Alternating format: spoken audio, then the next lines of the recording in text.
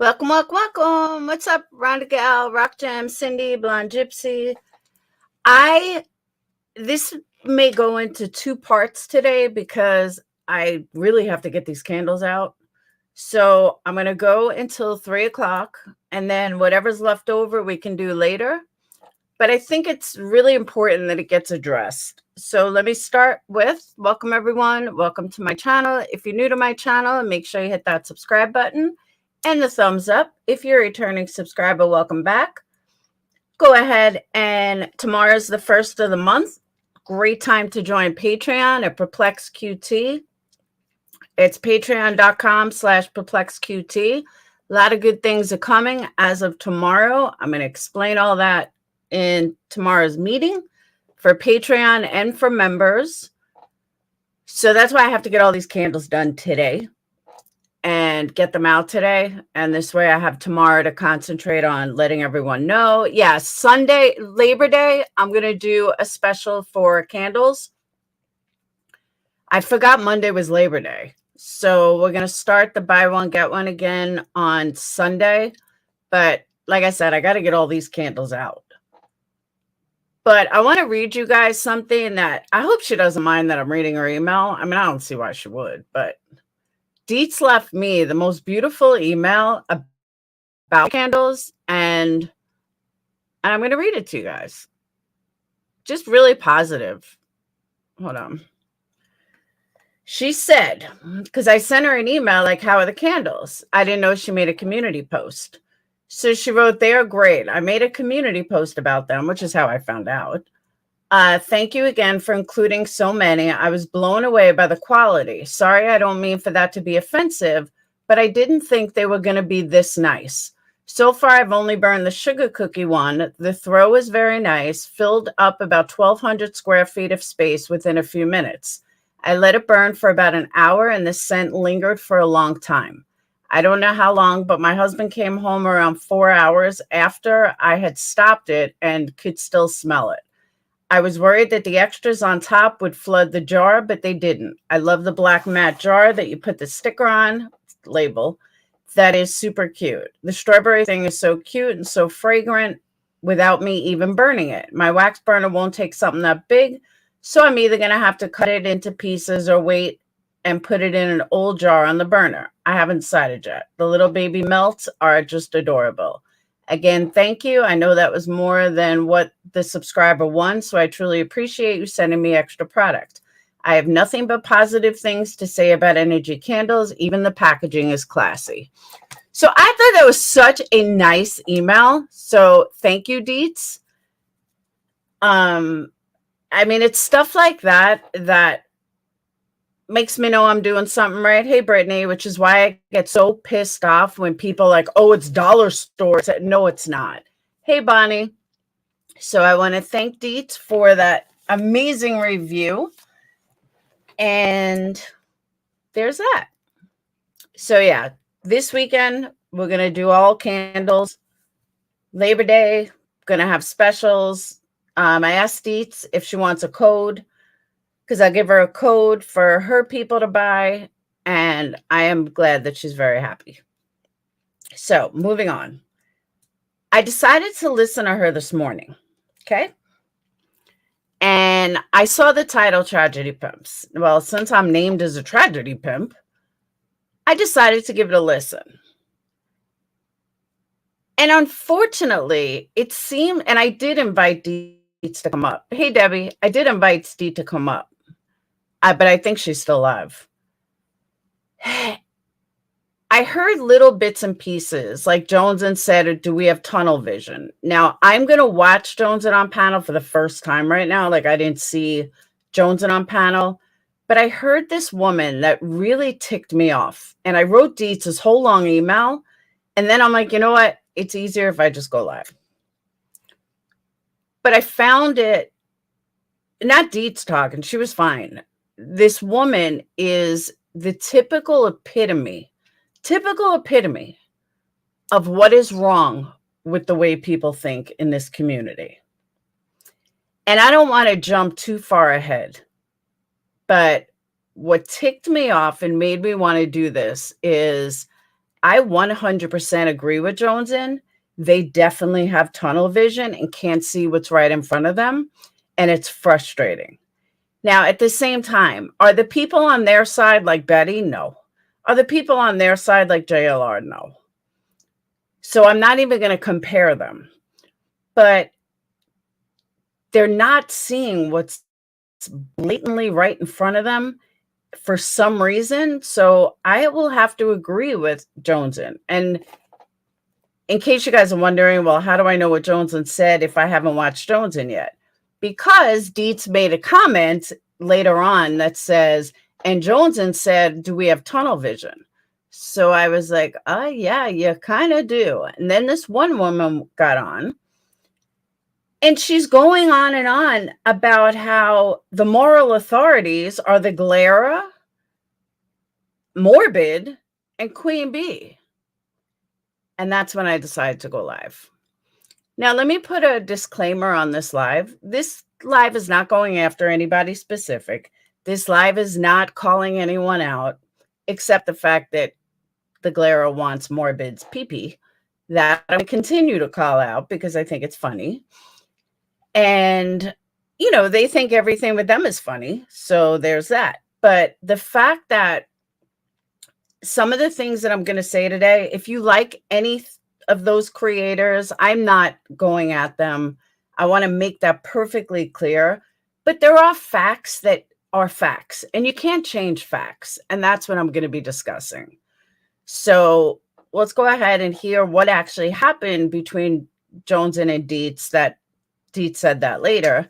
Then I'll probably fast forward to this woman that caused me to go live. Bear with me. Hold on. So in case you don't know, Deets' whole live today, or part of it, was about being a tragedy pimp.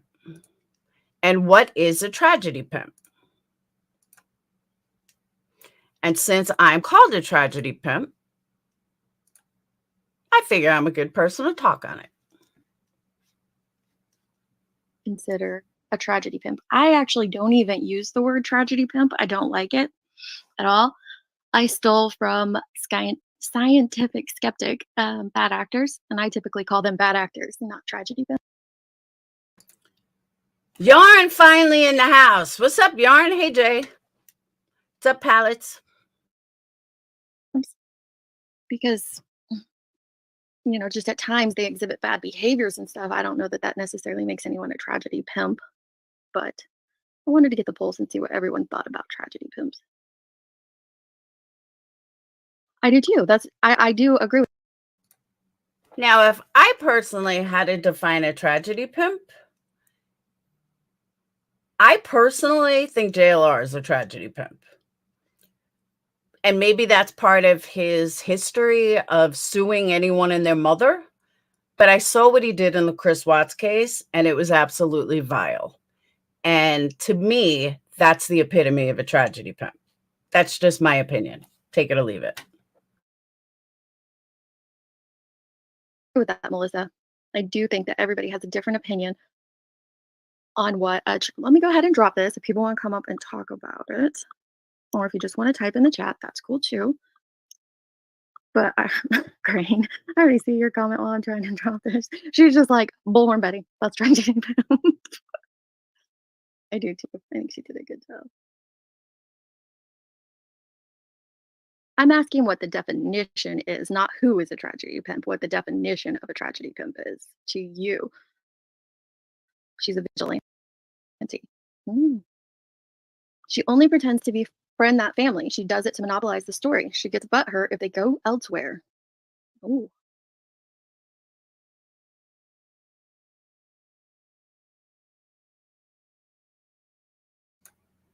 See, here's my question on this.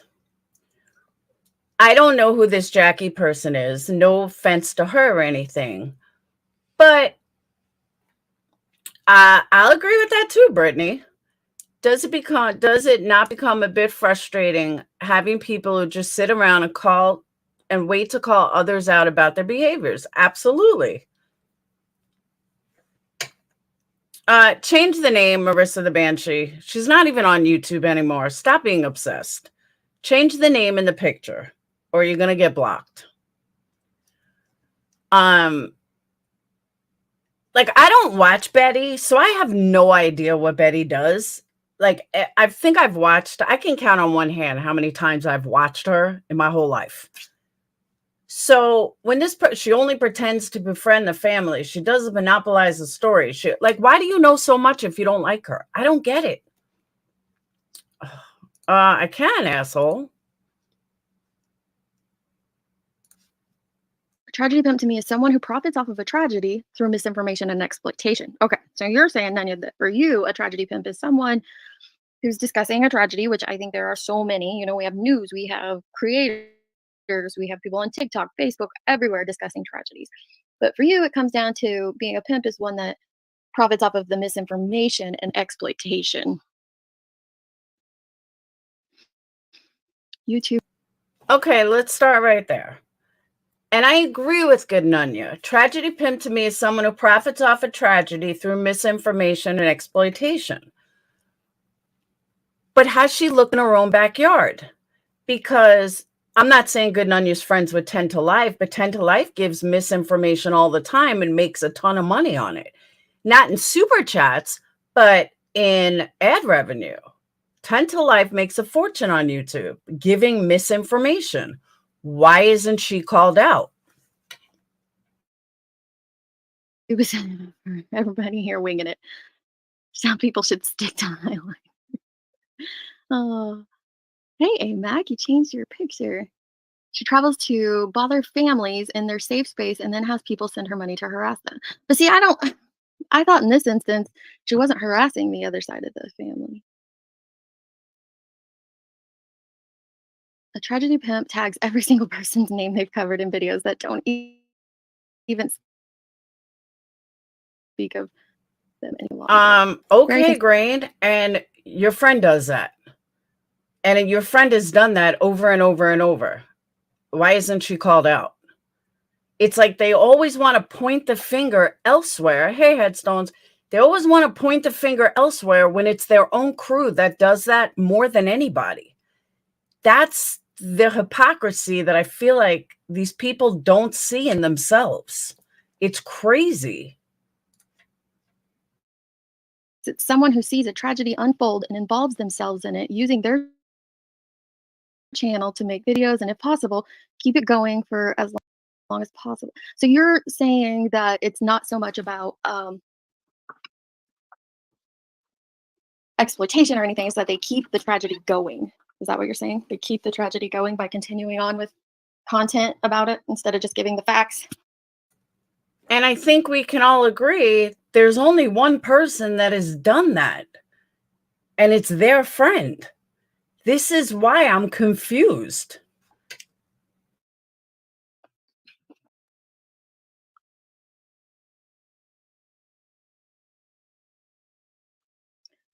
Well, I had to come in here so I can pin that link because I left my phone in here. Let me see if I can still pin it. There it is. Exploiting, you guys. So an event causing great suffering. I don't know what a tragedy is. And then the pimp, pimping is the regular pimping definition.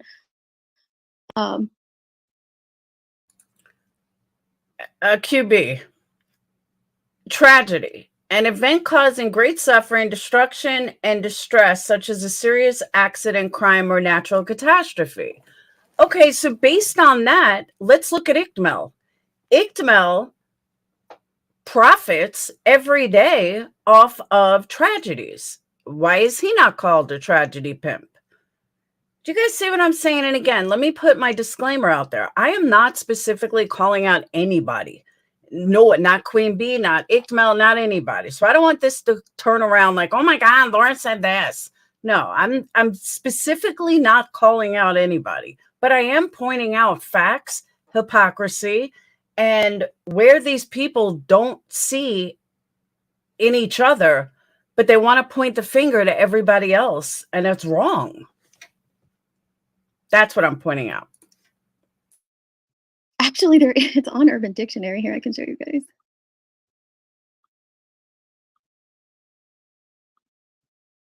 So, Urban Dictionary, and I feel like this probably came out after Heels on the Ground, says that a tragedy pimp is a producer of content that focuses on and targets tragedies such as murder, suicide, stillborn deaths, robberies, riots, shooting, fires, etc. I would include missing people in that have befallen certain people or celebrities for the intent of gaining clout, sympathy, or profit. These types of people tend.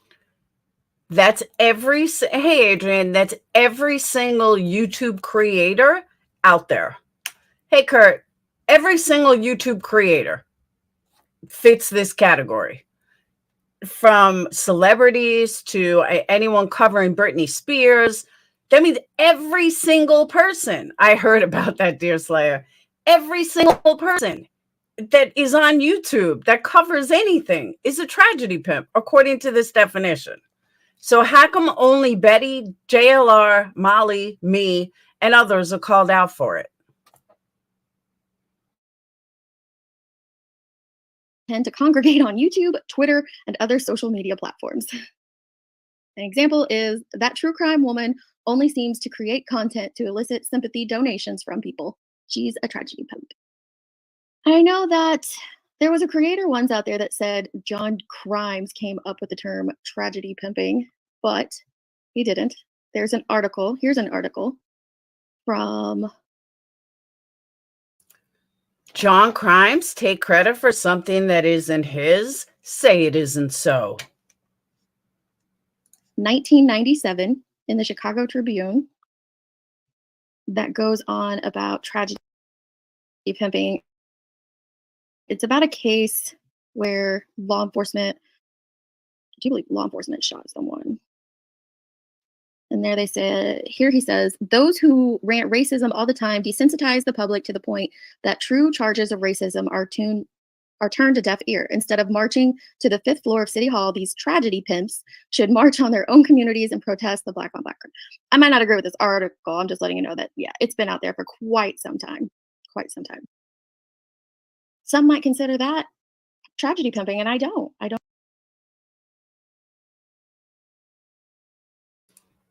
all. Hey, Johnson, you there?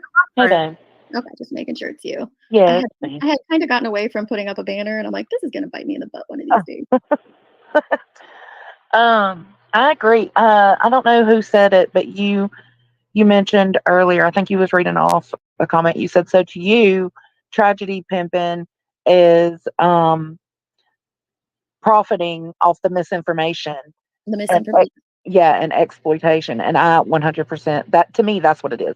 What Betty's been doing this last time, I don't really consider that tragedy pimping. So you don't think what she went out there and did in Kingsport for Layla's case was tragedy pimping? Not necessarily. She wasn't harassing anybody. It didn't seem like she was spreading, rumors. I don't know. It didn't seem the same to me. I didn't either. I honestly didn't even. I watched a couple of the first things that she covered on it, and it seemed like she was handling it pretty well. I mean, compared to the normal, I feel like she was behaving. Okay, so Jordan says, to me, a tragedy pimp behaves in a self-serving manner and puts things other than finding the victim in the forefront, views, donations, etc. Please tell me when 10 to Life, The Glare, Morbid, or anyone else put finding the victim first. Tell me when Ickmel put finding the victim first. Tell me when Gray Hughes put finding it. We don't find victims. That's not what we do. It's absolutely not what we do. So I'm sorry, but nobody does that. I'm not looking for victims. I didn't see her out there causing a scene, or I don't know. She might have given out misinformation. I'm not aware. Yeah, that's what I was thinking. I don't think she did, but I mean, I don't watch every move she makes either,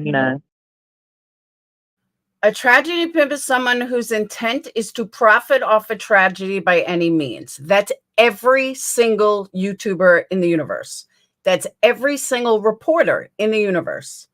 Reporters don't become reporters because they don't like crime. They don't like tragedy. I mean, even look at meteorologists. I was thinking about this yesterday. Meteorologists get so excited when we're going to have a hurricane or a tornado that's going to wipe out Florida. They like get wet over it. I mean, they are so excited. They can't, you could see it that they're excited. So that's a tragedy. Half of Central Florida is about to get wiped out by a hurricane, and you can't get enough of it. They're there 24/7 reporting on it. Isn't that a tragedy, Pimp? But that doesn't fit this narrative. They only want to look at, the media doesn't find victims. Exactly. Yeah, weather pimping. But you know what I mean? No, like they just get so excited.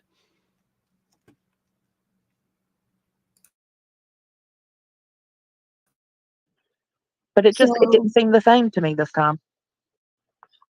Cheese says that a tragedy pimp is someone whose intent is to profit off of a tragedy by any means. Okay, so does that mean we are tragedy pimping if we cover those who are tragedy pimping? Yeah. That becomes a mouthful.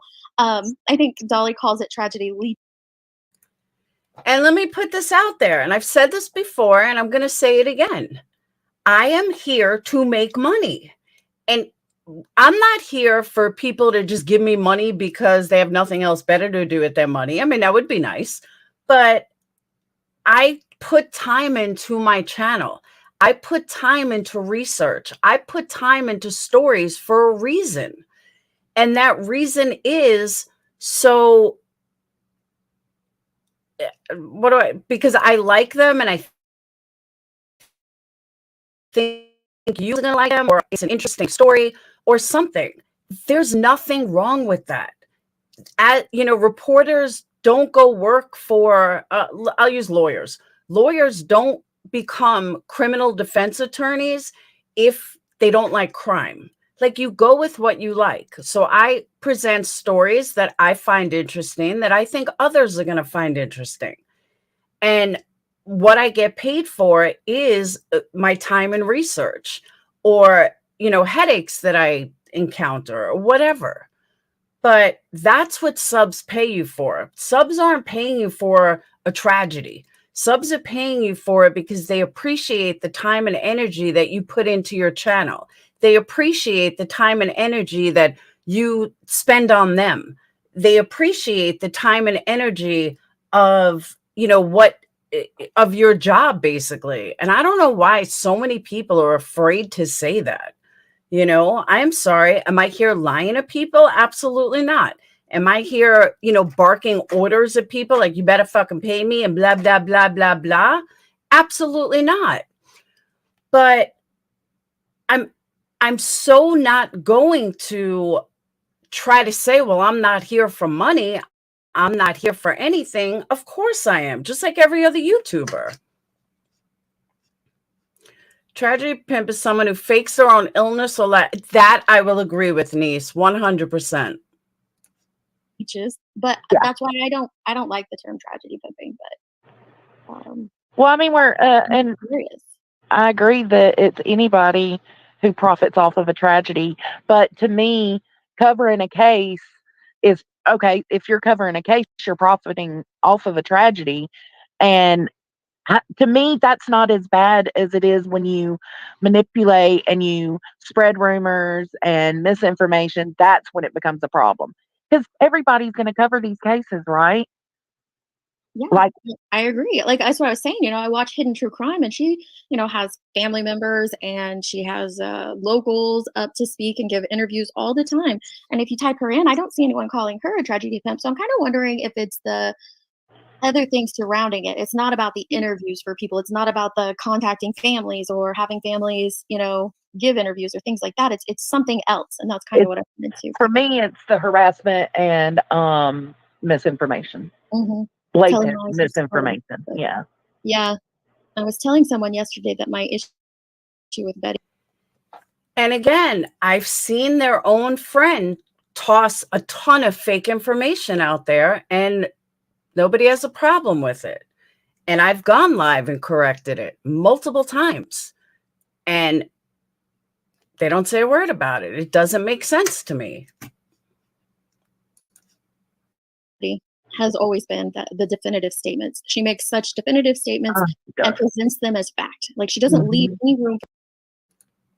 And I'm not saying Betty's a good person, but why are they so hyper focused on Betty when they need to look in their own backyard and they can see that it's not just Betty? For her to correct herself, and she puts it out as fact. And I can, name a handful of times that she did this in Quentin Simon's case where it became this narrative that he was beaten, and the picture she was using, we later come to find out, came from the babysitter, and the babysitter turns around and says, "Oh no, that's not a bruise, that's spaghetti sauce. That's not a bruise, it's just."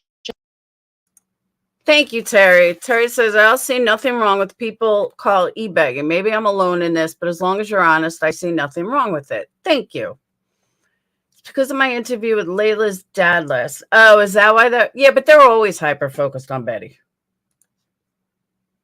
Shadow, and the only bruise on him is here, and that's when he fell in my care. So that whole narrative was formed based off of flat out.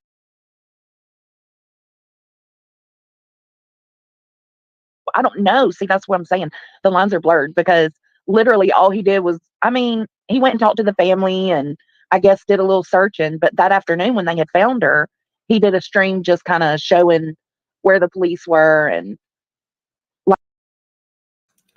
Georgia, what are you talking about? I'm so off point. I'm not off point about anything. I'm just going through her live. like where the body was located and stuff like that. And yes, the super chats were rolling in. So would you consider, I don't know. Well, I didn't watch any of that, but when I woke up after my dream of Grandma Sherry and aliens, she made it out alive. Don't worry, y'all. Tragedy pimps don't have the integrity to distinguish opinions from facts. Oof. Okay, but my question is, do you think that sometimes we get tunnel vision on these creators? I think it's easy to. I know I have for a while, and that's kind of why I haven't done many clips or lives about it. Me too. Well, that and just busy with my little grandbaby. Grandbaby. We're so excited. Hey, Crimes and Fashion. You've been free of YouTube for 4 days? That's like a month. Good luck. Good luck around here, love. Hey, girl, how's it going? Hi. Okay, Hey, Pearl. paying for it today. Hi, Jonesing. It's Okay, mods, please delete the comments of anybody that is promoting another channel continually. I don't give a fuck who Queen has on panel. You've said it now 3 times. Don't block the person, but remove the comment.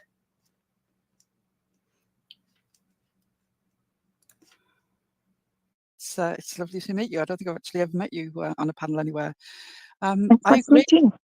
so much with the conversation that is going on about people who are physically out there creating like a real-time sideshow in the way that Betty and JLR and so many others do. But I just wanted to talk about the pimping, the tragedy element that happens Yeah. without people setting foot outside their door. And I think And Georgia, I absolutely agree with your comment. People that pretend to be there's something they're not. the last few weeks particularly have been a circus in this section of true crime. With Yes. the way that people have literally entertained trolls that they know are trolls and have created a whole atmosphere of reinforcing each other's drama. You know, you talk to a troll on one panel and then you spin off to your own channel and you sort of talk about your heartbreak out of my mouth. Deets is the venue for me saying this. So I don't If know you have what an issue with anything, I say, please come and deal with me. Deets is asking for people's opinions, and this is mine. Because one of the things that I've noticed is that everybody enjoys having this talking shop here. And you do so well, Deets. I mean, you really, really do. But then when people have got a problem with anything that's said, it's like it's come out of Deets' mouth. Deets is Right. the venue, not the voice. That's okay. So I absolutely agree with Chasen's comment. If you're okay screaming, sorry your baby's dead in one video, but want to be seen as credible and caring in another, it's a no for me. I agree with that. Absolutely agree with that. As far as the circle jerks go, the jerks go, whatever, my issue with them is they think they're the moral authorities. And I have a big problem with anybody that thinks they're better than anyone else in that they have a right to call out. If someone's burned you or if someone hurt you, I understand you wanting to call it out. I totally get that. But I feel like certain channels just think they have the right to call anyone out that they feel like it. And I mean, technically they do. Don't get me wrong. Technically, you know, people can do whatever they want on their channel. But this moral authority stuff has got to stop. It really does. I mean, the circle jerks thought they were moral authority, and one of them was a total scammer. So you never know. If you've got an issue with anything that I've just said, please, it's me, Pearl Devere, the jerks. I stand by anything that I say, but Deets doesn't have any idea what's about to come out of my mouth. Not that I'm about to say anything terrible. I've already just said it. It is shocking to me that a group of people who are far old enough to know better had somebody up on panel that they had seen over previous weeks come up on panels and obviously play act. On one panel, he knows everything. On another panel, he knows nothing. They know To what the they're point- doing, Pearl. They know. Sorry? I don't. And I also want to point out, just because you have a sweet, soft voice doesn't make you not a scammer. Just because you have a foreign accent, it doesn't make you not a scammer. I'm not saying she's a scammer. I'm saying in general. Some of the biggest channels are from, you know, different accents, and they have these wonderful voices. That doesn't make them more credible. Just saying. At Touch Puppy, I couldn't have said it by myself. I don't know which troll you're talking about, but just Okay, I'm talking specifically about the Scottish man who came up on Prayer Garden of America's yep. Okay, I wondered. show and did this bizarre stream of consciousness. I mean, how on earth they took Mhm. any element of what he said seriously? It is the same thing. Because it was, he fed some into a wood chipper, then she was in a bag of concrete, then they fed her to pigs, then he had some of her in his freezer. And Jodie Sue Brown says, you know, this is a Lumping me in with Glare and Morbid? How is that possible? Why would she lump me in with Glare and Morbid? That's fucking weird. I don't even talk about her. little girl with real brothers. And he suddenly goes, oh yeah, sorry, I'm autistic and so I don't always sort of say things about this guy. Like, and success. The only thing that you can do is implausible. To me, and like I said earlier, I don't like the term tragedy pimping. Oh, thank you, KB. The keyword for me is pimp. Pimp, in my opinion, equates with harming others, no more, no less. Thank you, KB. I agree with that. But these bad actors, they do things like that to keep you on the hook. You know, their stories, especially, you know, if they're eyewitness accounts and they come out and we can see the exploitation happen day after day as they sit there and continue to drone on and on about And what I think is funny is that she's saying you took off a Chris. What? I barely even covered Chris Watts. She's fucking stupid. Absolutely stupid. Oh no, he's a guy, Hush Puppy. They won't have a problem. Just same thing with the Glare. Nobody's got a problem with the Glare. a neighbor, and then more and more bits come out, like you said, Pearl, and the things that come out flow with what's being said at that time in the community. To me, it's pretty obvious what's happening there. It really is. And then you have this ridiculous situation where certain channels are in deep with the family, and that is a whole merry-go-round of who is in with John and Candace from 1 month to the next. And then you've got, of course, Siggy's relationship with Fred, and different channels who've got, say, relationship with the different Andrews. And it's Okay, this is the part that I heard. I'm going to back this up for a second because this is important. And then I'll explain why. Was a dysfunctional community. There's so much that they've all got to say about each other, and none of it is good. So many people involved in all sorts of fuckery, and no one seemed to be concerned about anybody's children, what was going on with them. It's okay telling us all this now. Where were you then? Right. Constant new bits of information. It's been 2 years, and now suddenly you remember something about the kids being taken to dope houses and having bruises. Now she's talking about Summer Wells community. Niece, I know you're a part of that. So I have a question. I distinctly remember hearing multiple times that Queen Bee is friends with Summer Wells' grandma. How come that's not being called out? That fits everything that Pearl is saying. Why isn't she saying anything about it? On their faces and head injuries, and it just becomes implausible. To me, and like I said earlier, I don't like the term tragedy pimping. Oh, thank you, KB. The keyword for me is pimp. Pimp, in my opinion, equates with harming others, no more, no less. Thank you, KB. I agree with that. But these bad acts. And let me also point out, every single definition of what they say a tragedy pimp is, I fit none of it. So why am I always looped in as a tragedy pimp? Probably the same way I'm looped in as like the Glera and the Glera's friend and Morbid's friend. I guess the same way. Yeah, QB talks to Grandis every day, but doesn't bring it live. Doesn't matter. But Georgia, that's the thing. A lot of people forget about that. And all the other people that she spoke to doesn't seem to matter. Actors, they do things like that to keep you on the hook. Their stories, especially their eyewitness accounts, and they come out and we can see the exploitation happen day after day as they sit there and continue to drone on and on about a neighbor, and then more and more bits come out, like you said, Pearl, and the things that come out flow with what's being said at that time in the community. To me, it's pretty obvious what's happening there. It really is, and then you have this ridiculous situation where certain channels. And I agree with you, Krug's wifey. Exactly, niece. And I agree with you that she doesn't exploit grandma. But listen to what Pearl is saying now, and you'll see where it fits. Also in deep with the family. And that is a whole merry-go-round of who is in with John and Candace from 1 month to the next. And then you've got, of course, Ziggy's relationship with Fred, and different channels have got, say, relationship with the different Andrews. And it's like Beach Creek, pick your fighter.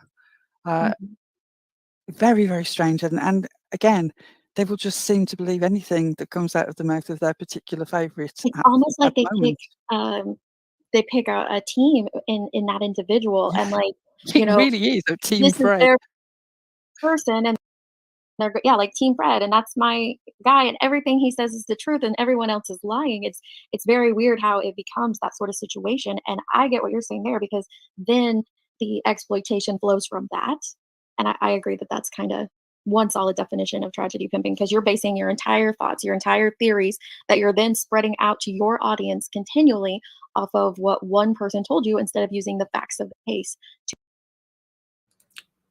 And I agree with that, but that goes for their own people too. QB has stated publicly and privately to me that she does not believe Grandis or mom has anything to do with anything. Well, the facts show that there's some fucked up shit going on with Grandis. She lied. Candace lied. Those are the facts, but they don't want to see it because she speaks to grandma. So she's everything that they are talking about, and yet they won't call it out. To base your opinions.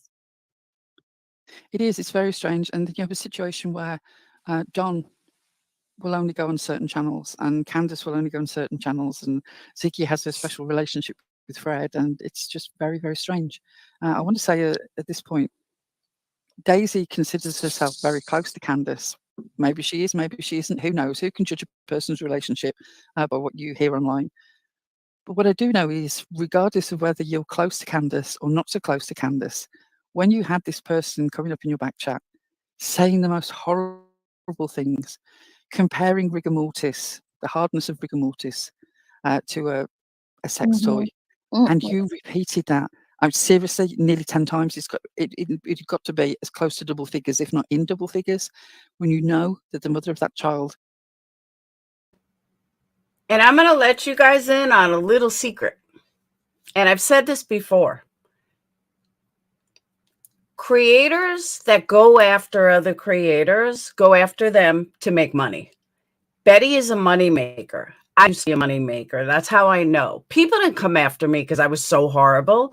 People came after me because they made money coming after me. It didn't stop because I changed. You know why it stopped? Because I was no longer a money maker. I still bring views, but I'm not a money maker. So anyone that tells you they're talking about this person to not get money and views, they're lying. And when I see people go after the same people over and over and over, it speaks volumes as to you're trying to grow your channel, because there's so many people out there that you could talk about. So many people that are far worse than Betty, but nobody talks about them because they wouldn't make money on them. Is in your chat. What on earth are you thinking? You didn't have to repeat that once. You didn't have to repeat it several times. You didn't have to put it up on your screen, what was written. Again, the dignity of a very real missing child. What on earth are you thinking? The shock value is almost more important to them than any sort of... Their obsession with Ziggy, it's time to come to an end. I don't know why they talk about Ziggy so much over and over and over and over and over and over and over. Enough. Move on. They only use that candle against you because exactly, niece. It's ridiculous. And it's still going on. That's the sad part. Taking a moment to think about what they're going to say or do. And you encourage that by saying, oh, he's up in the back chat, you know, you drop your link and you know he's there and you discuss that he's back there. You don't have to mention him at all. He could be in your... I mean, I know Veloma, who's sort of on the periphery of true crime, in that she knows people within this community but isn't part of it. She has had people come up in the back chat. She doesn't let them up. If they manage to write some stuff while they're over there, she doesn't engage with it publicly. And it can't be that difficult. You know, it's sort of... touch wood, we've never had that problem. We've had people try to come up and we've just kicked them. They've never even got a chance to write it. I don't know how it becomes so much of a thing, how they allow it to go on for so long. It becomes so much of a thing because you make it so much of a thing. If you guys didn't make it such a thing, then you wouldn't. Like Michelle, Michelle is a big money maker. I've had more views on my Michelle video than any video in a while. So yeah, she is definitely she's a view maker, I guess you could say. I didn't make any more money on that stream than I normally do, or maybe I did. But yeah, I did do well on that stream. But I'm gonna practice what I preach. You want to do a live about someone once in a blue moon? Go for it. You want to talk shit about someone once in a while? No problem. But to do this repeatedly, day after day after day, focusing on the same person every single time. I mean, they've been going on with Ziggy for like 2 years already, and they know everything she does. Just walk away. You know, we had a situation in, I guess, the OGDC, you want to call it, where somebody looked up somebody's kid, somebody that I've known for a long time. I've never even looked it up. And somebody looked up like a news clip from them. And, you know, I'm sitting there going like, wow, I've been friends with her forever. I never even thought to do that. Yet people, you know, name me as Satan and I'm so horrible and blah, blah, blah. And yet all these other people can do it no problem. I don't get it. I just don't get it. Why they repeat anything that is said. I understand their anger and their outrage. I'm not questioning that at all. No, not Michelle After Dark. Michelle Sabati. Right. I'm questioning playing into it and letting other people know what's going on, because that's what this person wants. why do you give them what they want? To fuel that fire, to fuel the fodder of content, to keep Exactly. something That's going the at the only surface. answer that you can come to. That is ultimately the only answer. And this is where it comes back to, like, literally pimping the tragedy. Regardless of the financial aspects of it, it's like an outrage circle of you allow something outrageous to be said, and then you're outraged by what's said, and then the chat is outraged by what's said. Right. People in the chat say outrageous things about the person. And then the circle jerks continue the horrible things Ziggy said. I just don't get it. No, I didn't, Georgia. I just don't get it. Who said the outrageous thing, and it's just a self-feeding cycle. And is it ever ending? That's like why I follow her case closely, but I can't watch all the streams on it anymore because it has turned into something else. It's turned Where I am preaching to the converted, I mean, the mere fact that I'm up here and we're discussing it, it wouldn't be this sort of discussion anywhere else, which is that you didn't, like, pick your fighter and right. realise that all these people love this missing woman in their own relationship, and they don't have to have a relationship with other people. We all have extended family. We all have situations where there might be people within our family who have complex relationships themselves. That happens in the most ordinary, everyday, happy, extended families. Of course, there's chances are, in a situation where somebody goes missing, is that there are complicated relationships around them. Why would Who is driving the bus? Is it subs or creators? And I think everybody has a role in it, from it's the a feedback continual loop, isn't it? right, the continual streams day after day about the same topic with no new information, and also the subscribers who show up for the show, because that is a show, make no mistake. Oh, It's a yeah. show. And Now, I'm going to guess they're talking about Summer Wells community. Yeah, they are, Yarn. I'm going to guess they're talking about Summer Wells community. the thing is, if we didn't have this element of us as people, that, just like fights in high school, a fight happens, the crowd appear to watch what's going on. That's what's happening here. It's in us. It's in us as human beings. It's why reality TV is so successful. It's why the ridiculous storylines of wrestling still hold people. Why there were side shows and freak shows, and there's something in humanity. It's bread and circuses, as the old Roman emperors would say. Sort of, how do you keep the masses happy? Bread and Right. circuses. And true crime, unfortunately, has become the bread and circuses of a whole section of YouTube. Mhm. And Betty needs to find an argument in this, because on the one hand she's Yes, she makes money, obviously. Mhm. and Okay, this girl coming up is the reason I went live. You've never heard Laura, Ziggy, Justin, what? Betty needs to find an argument in this, because on the one hand she's saying how important it is that awareness is brought to this situation and everybody doing every little bit, and yet when somebody else does their little bit, then it's an issue. You can't have it both ways. Right. I agree. Are you with us, Starlight? Yeah, And good then- morning, ladies. How are you? Good morning. First, Magnolia, Hello. do you want to add anything to this, Magnolia? Yes, ma'am. I just got so mesmerized by Pearl I know. accent against. I just wanted to jump in right quick. I'm supposed to be working, so shh, don't tell anybody. But yeah, I think I get hung up on the words tragedy pimp, right? Like, because I feel like it gets tracked back to monetary gain, right? Like on any kind of tragedy. But I think there's, and just in my opinion only, I think there are like different tiers to this, right? Because, some people, would you call Stephanie Harlow, who has millions and millions of followers, and she does research and has teams and people, or Eleanor Neal. Yes, she makes money.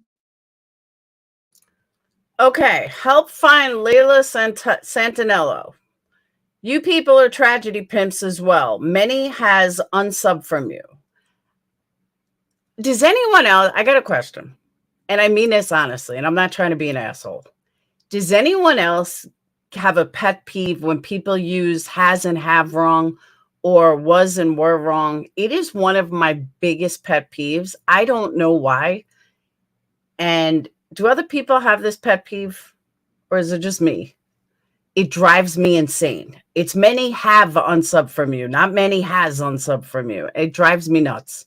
Does anyone else have the same pet peeve? Just like the word use. Someone says use, I can't handle it. Obviously, but I feel like she does the research. She does it, and she will say when she has her opinion, and only her opinion, then she'll speak it and she'll go back to the facts. And then you have, you know, creators who honestly research a crime, and they want to cover it with, no wild speculations, just everybody's opinion. Like, Gray Hughes, like him or not, he has no BS attitude, right? And you have chasing, and even you Deets and people who do it. And of course, if you're on YouTube, unless you just really don't need. Hey, Plant Eve, I make up words all the time. Someone told me they were keeping a book of all my Lauraisms, but the have, has, were, was drives me nuts. I dated a guy that would get him confused, but he was originally born in Spain, so his first language was actually Spanish. So I gave him some leeway, but people that are born and bred here and English is their first language, oh, it drives me nuts. Absolutely nuts. Loose and lose, not as bad as have and haves or has been. It was weird. It just drives me nuts. Oh yeah, I make up words all the time, but people will laugh. People will point it out like, oh, that's another Lauraism, like miscommunication. I actually made that up, and everyone said that's not a word. I'm like, well, it's a word in my eyes. The money and all that, and you don't have any money come in, that's fine. But YouTube is there to make money if you want, and you spend the time researching. Well, why not? And if people like what you do, if you want to tip someone, then you tip them. And then you have the people who call out the track. Is it missing? No, it's not misinformation. It's what did I say? It's not misinformation. Yeah, misinformation's a word. It's, what did I just say? Now I forgot. Misinformation's a word. Miscommunication is it? No, then I forgot what it was. Guys, what's the word? My OGs, what's the word? Now I forgot my own word. No, it wasn't miscommunication. I forgot. The quote unquote tragedy pimps like Morbid, The Glare, Queen Bee, all them. They really just. Okay, I'm going to back this up for a second. Misconfusion. Thank you, Adrian. Misconfusion. That's my word. Misconfusion. It's not actually a word, but I made it a word. No, it's misconfusion. Monetary gain, right? Like on any kind of tragedy. But I think and just in my opinion only, I think there are like different tiers to this, right? Because, some people, would you call Stephanie Harlow, who has millions and millions of followers, and she does research and has teams and people, or Eleanor Neal. Yes, she makes money, obviously, but I feel like she does the research. She does it, and she will say when she has her opinion, and only her opinion, then she'll speak it and she'll go back to the facts. And then you have, creators who honestly research a crime, and they want to cover it with, no wild speculations, just. Okay. That's a lie. And the reason I say that's a lie is because me and Gray have fought about speculations all the time. So to say that Gray doesn't speculate, oh, yes, he does. Gray speculates even when he makes 3D models. He speculates. And that's part of true crime. That is what we do. And anybody that says otherwise is wrong. You have your two creators. You have your Barely Sarians that take a story that is completely done and just regurgitate the facts. And she does it in a very nice way, don't get me wrong. But that's all she does. Then you have live streamers that have to speculate because we don't have enough information. But we speculate, most of us that know what we're doing speculates based on facts. Gray, myself, I don't just come out with crazy ass theory. I come out with something based on facts. I knew that Chris Watts was guilty based on all the information. I knew that this letter was bullshit based on information. So Gray also speculates on facts. He speculates based off the facts. Then you have someone like 10 to Life who just makes up facts. But yet I don't hear her being named in any of this. Anytime there's a high profile case, she literally just makes up facts. Kylie Rodney, oh, the car was located. I have a inside source. Every one of her inside sources have always been wrong. Yet she has hundreds of thousands of views on every video. So whatever she's doing, whatever lies she's making up, it's working. It works for her. But when Betty does it, Betty's a tragedy pimp piece of shit. I got news for you. Reporting on a story, Betty does no different than 10 to Life. Maybe 10 to Life is who she bases her shit on. Who knows? But the difference of the way they cover cases is nil. There is no difference. They both cover cases by making up shit that they think their audience is going to like. Just one's prettier doing it, and one gets clout doing it, and one gets bashed doing it. Make it make sense. Every debate, everybody's opinion, like, Gray Hughes, like him or not, he has no BS attitude, right? And you have Chasing, and even you. Now, when I have a no BS attitude, I'm just called a bitch. But when a guy has it, perfectly fine. Yeah, Niece 10 to Life grew really fast, has tons of sponsors. Something is up with that. I think she has a relative at YouTube. But you know what I'm saying? No, there is no difference between the way the two of them report. They report by making up shit, both of them. So why does one get praised and one doesn't? Because one's much prettier? Think about it. Well, Georgia, maybe you should open your eyes, because she talks more shit about cases than most creators that I've seen. Honestly. She just makes up shit. And then she's always got an inside source, which is never right. And she's got an inside source. She's contacting families. Deets and people who do it. And of course, if you're on YouTube, unless you just really don't need the money and all that, and you don't have any money come in, that's fine. But YouTube is there to make money if you want, and you spend the time researching. Well, why not? And if people like what you do, if you want to tip someone, then you tip them. And then you have the people who call out the quote unquote tragedy pimps, like Morbid, The Glare, Queen Bee. That's when I set up my live. So this girl is using the moral authority as Morbid, The Glare, Queen Bee. Okay, Magnolia Moonshine. Morbid is a groomer. Fact. And gets his clout from speaking to teenagers. And is jealous that he can't do what Ryan Upchurch does. He's jealous that he doesn't get the views. So instead of trying to work hard, because let's not forget, Morbid used to be true crime. Morbid couldn't make it as a true crimer. That's why he flipped. And then he disappeared. I don't know why. And now he came back as part of the Moral Authority crew. But Morbid used to be true crime. Glare used to be true crime, couldn't make it as a true crimer.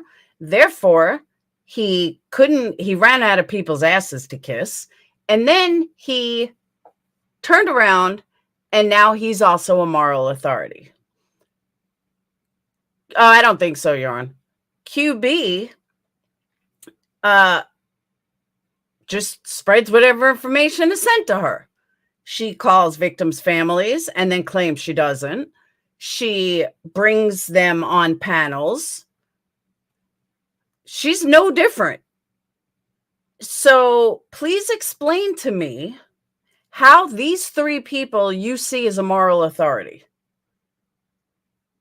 Queen, and I've spoke of this before. Queen Bee has contacted more families in high profile cases than anyone Betty has.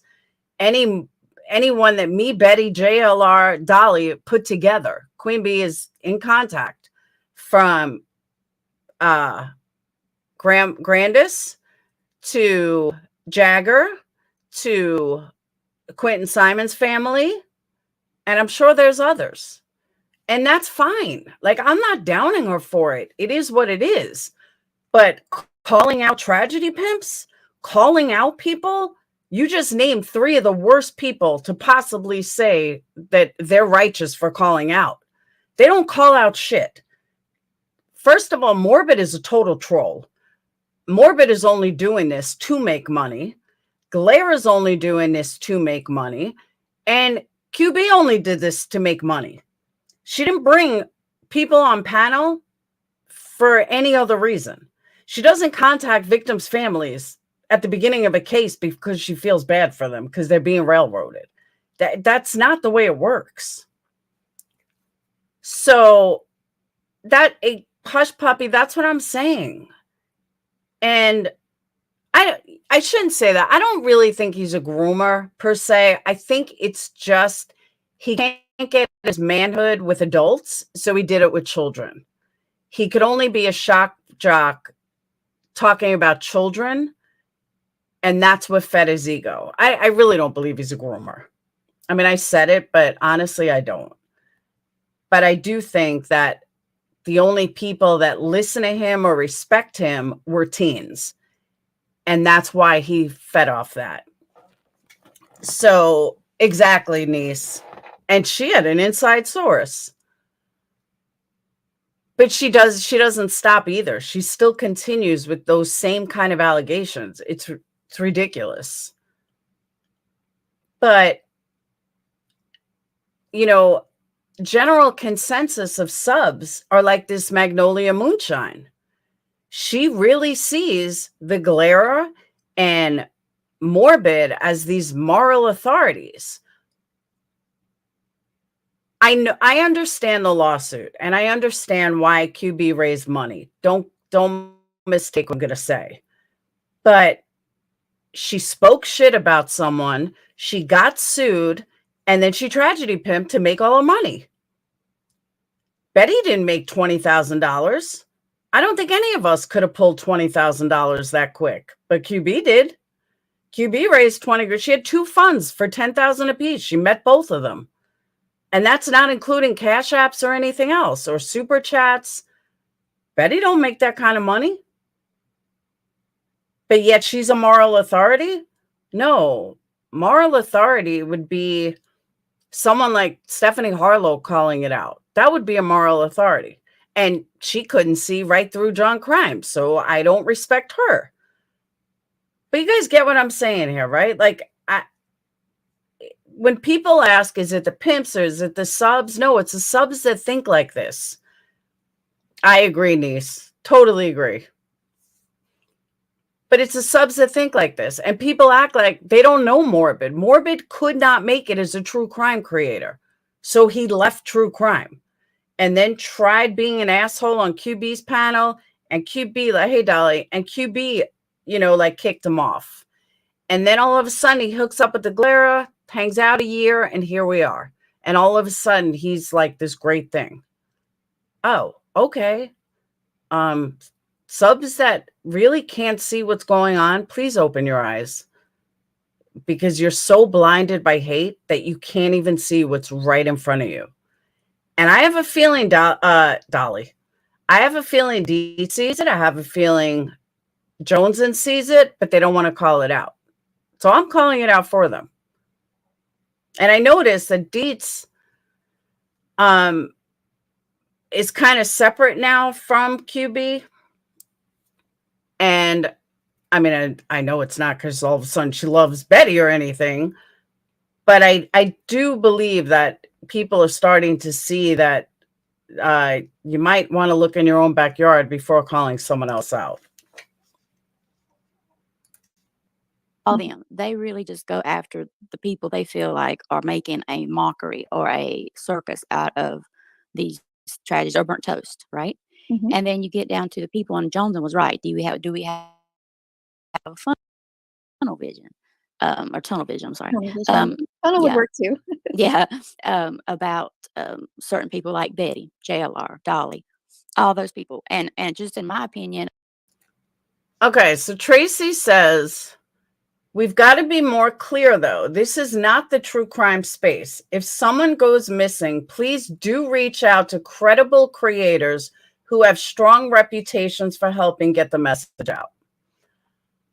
I disagree with that. Because credibility is in the eyes of the beholder. And who Tracy might find credible, I may not. Many, many people find 10 to Life credible. I do not. So credible is in the eye of the beholder. And if the channel is big enough and someone has a strong reputation, then they'll find the case on their own. It doesn't mean that I'm not going to cover something because people around here don't find me credible. You know, people on that side or whatever don't find me credible based on bullshit. That's not my fault. I'm not going to not cover a case because Stephanie Harlow, or I'm sorry, Bailey Sarian could cover it better than me because she's more reputable. So I shouldn't have a channel? I shouldn't grow a channel? Well, neither should anyone then. That means every small creator it shouldn't do anything. So I disagree with that. I think that's ludicrous. and I think I do. Because, if I watch someone who's supposedly covering a case and they go out and just yell and cause ruckus and just makes a whole circus out of a loss, right? And then they demean anybody else who actually has a job, who can't just pick up and go to another state and help you look, if that's what, they consider really helping, then I'm sorry, the next time I see them talk about a crime, I already have my preconceived notions that they're going to have their opinions that they say it is fact, and it's just their opinion. So their credibility with And let me also put this out there.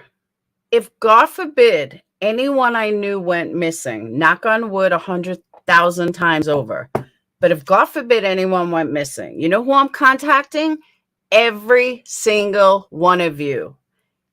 Every single person that I could think of, I am spreading the word out. Kurt, contact Ryan. I need a live done about this. I need a live. Every single one of you. Contact everyone you know. This person is missing. Blah, blah, blah. I want every motherfucker to talk about it. And if I go missing, you all better talk about it. Thank you, Dolly's True Crime. Thank you, Dolly. But you know what I'm saying, though? Like, I want everyone to find me.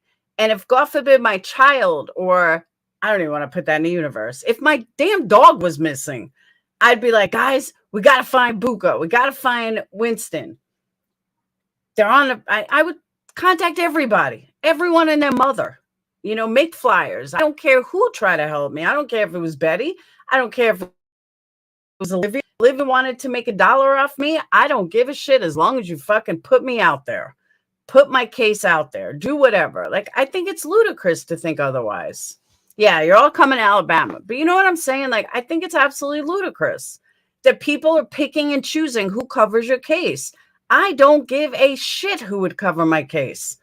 As long as you got the word out there to everyone and their mother. Plain and simple.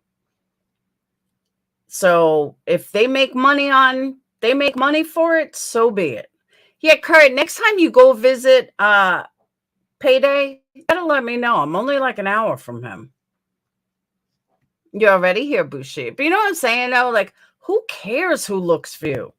I don't care if Betty wants to hang up flyers and make a few dollars doing it. Who gives a fuck? I don't care if Morbid did it, the Galera, Queen B. Doesn't matter. If you're into true crime, then you're going to be into true crime regardless. Doesn't matter who the fuck it is. You're going to do it. That's why I don't get these people. Everyone wants to pick and choose who can cover a case. Bitch, anybody can cover every case. Doesn't matter. You don't want JLR snooping around I know, right? JLR be knocking on neighbors' doors and shit. You know you saw the white little dog running around. With me is lost. So yeah, I agree. I don't know, tragedy pimp, someone who covers crime and makes money. Well, that could go though to the highest tier of people who do months or weeks of research to Exactly. people who, Go either way, right? yeah, How do you know who does months of research? Nobody does months of research. Let me start right there, especially in a new case. If people do research as much as they can find and then they go live about it. And other creators in their realm don't even do that. They just get, like Glara says, he just gets people to send him stuff. He doesn't do any of his own research. This has been said over and over and over. So just stop. Stop. Exactly. If you're a decent person, you'll share missing persons info. And I see these same people gloat on someone like the Glare. I'm sorry, the Glare doesn't do his own research and admits it. yeah. I mean, so that's all I'm saying is like, I put it as people that I listen to and I trust that they've done research and they'll have their speculations like we all are able to have, right? We have the right to. Right. But Like great views, like oh boy, although oh boy has been a bear in the chat for. If I went around calling people idiots who did not agree with me, do you know what would happen? I would not be respected. But for some reason, because Gray has a dick, Gray is respected for telling people they're fucking idiots and get out of his chat. But when a female does it, totally different story. Why is that?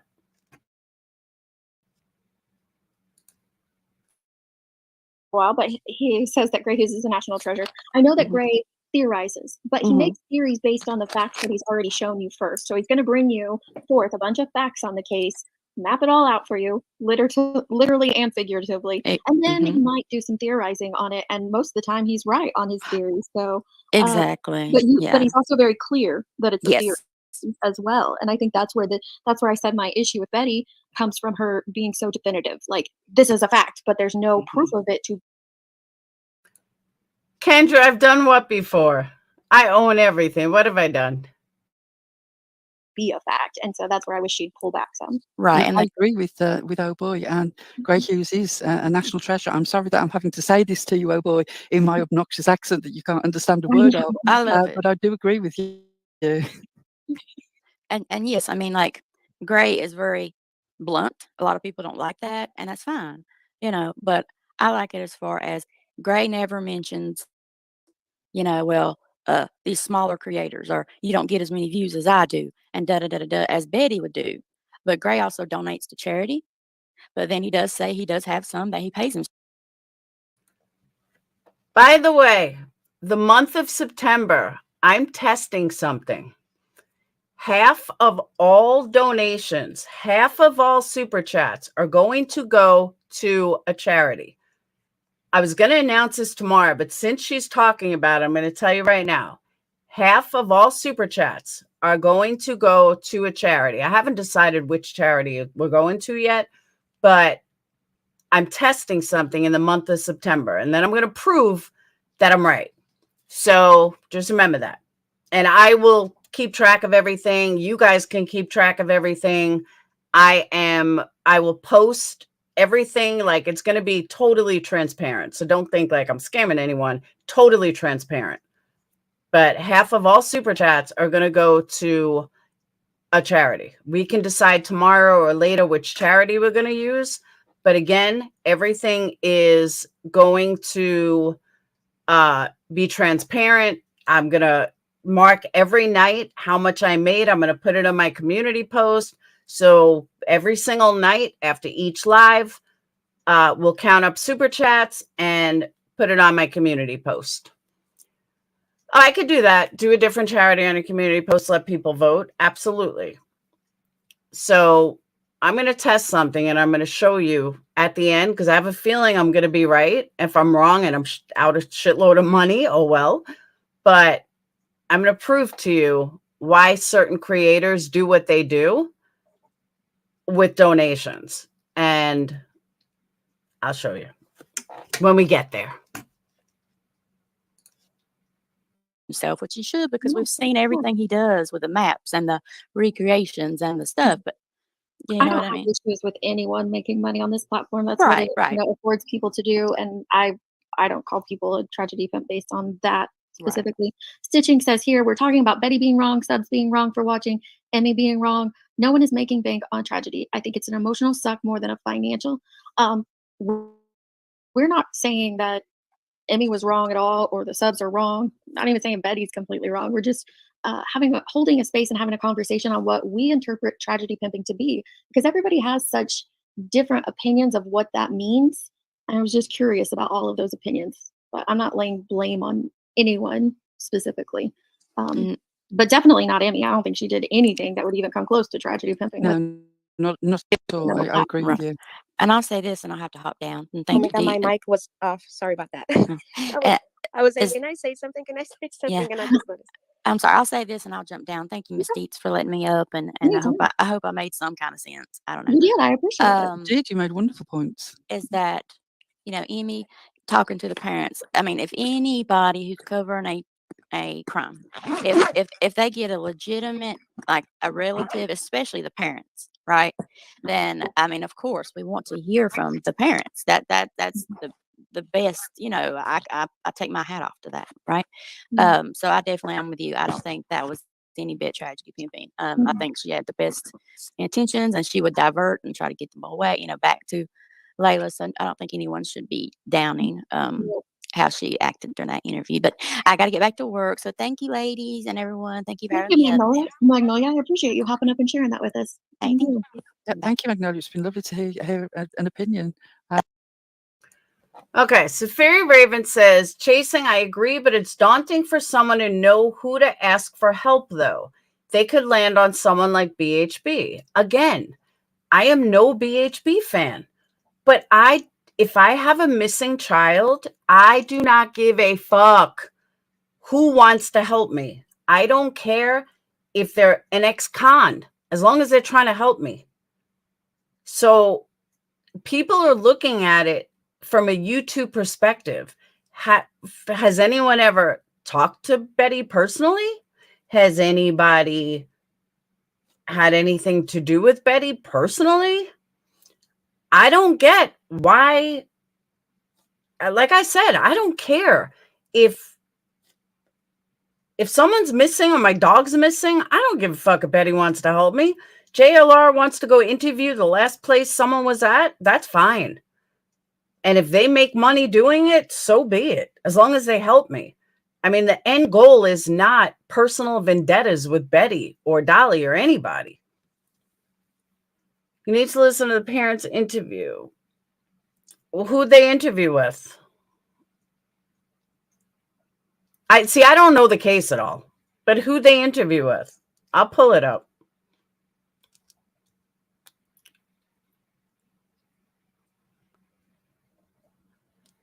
Absolutely, Hush Puppy. I wanted to become a pimp, Dolly. I did. I actually had a whole conversation with a pimp. And he told me that his sister was killed being a pimp. And I was so disappointed. He's like, it's a dangerous life. I was like, oh, getting a bunch of hoes to do whatever you want sounds great.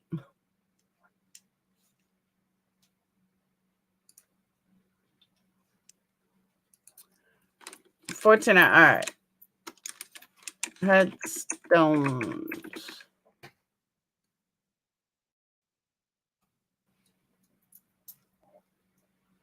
Okay. Now, I like headstones and headlines. I do. I really do. So don't mistake what I'm about to say.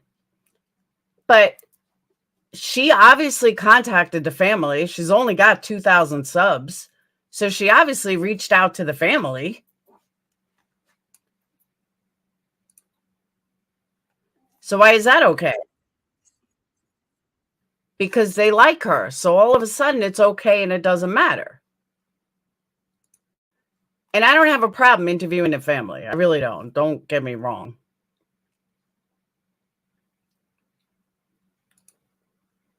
But like, why is it okay for her to contact a family member, but not someone else? Because they like her?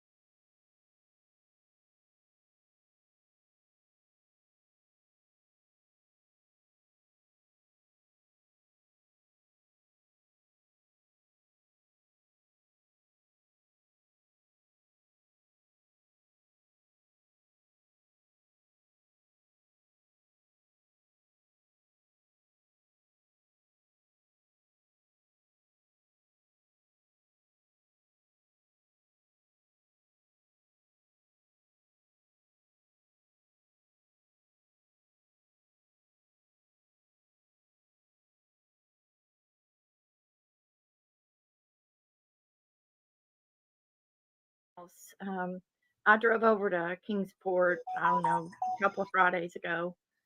And, that's a long time. To get into every now and again. No, I don't think any parent is ever. You know me, I have only a past. I'm lonely, but damn, I'm going to wait, yeah. The last time she was seen is reportedly June 27th. So it has been over 2 months. And so we have her stepmom, Brittany, who is going to join us. She has agreed to answer questions. And I just ask that we remain respectful and kind in the chat, because the important thing, again, is that we find Layla. So I am going to add Brittany to the stream. So Brittany, we are live. Hi. Hi there.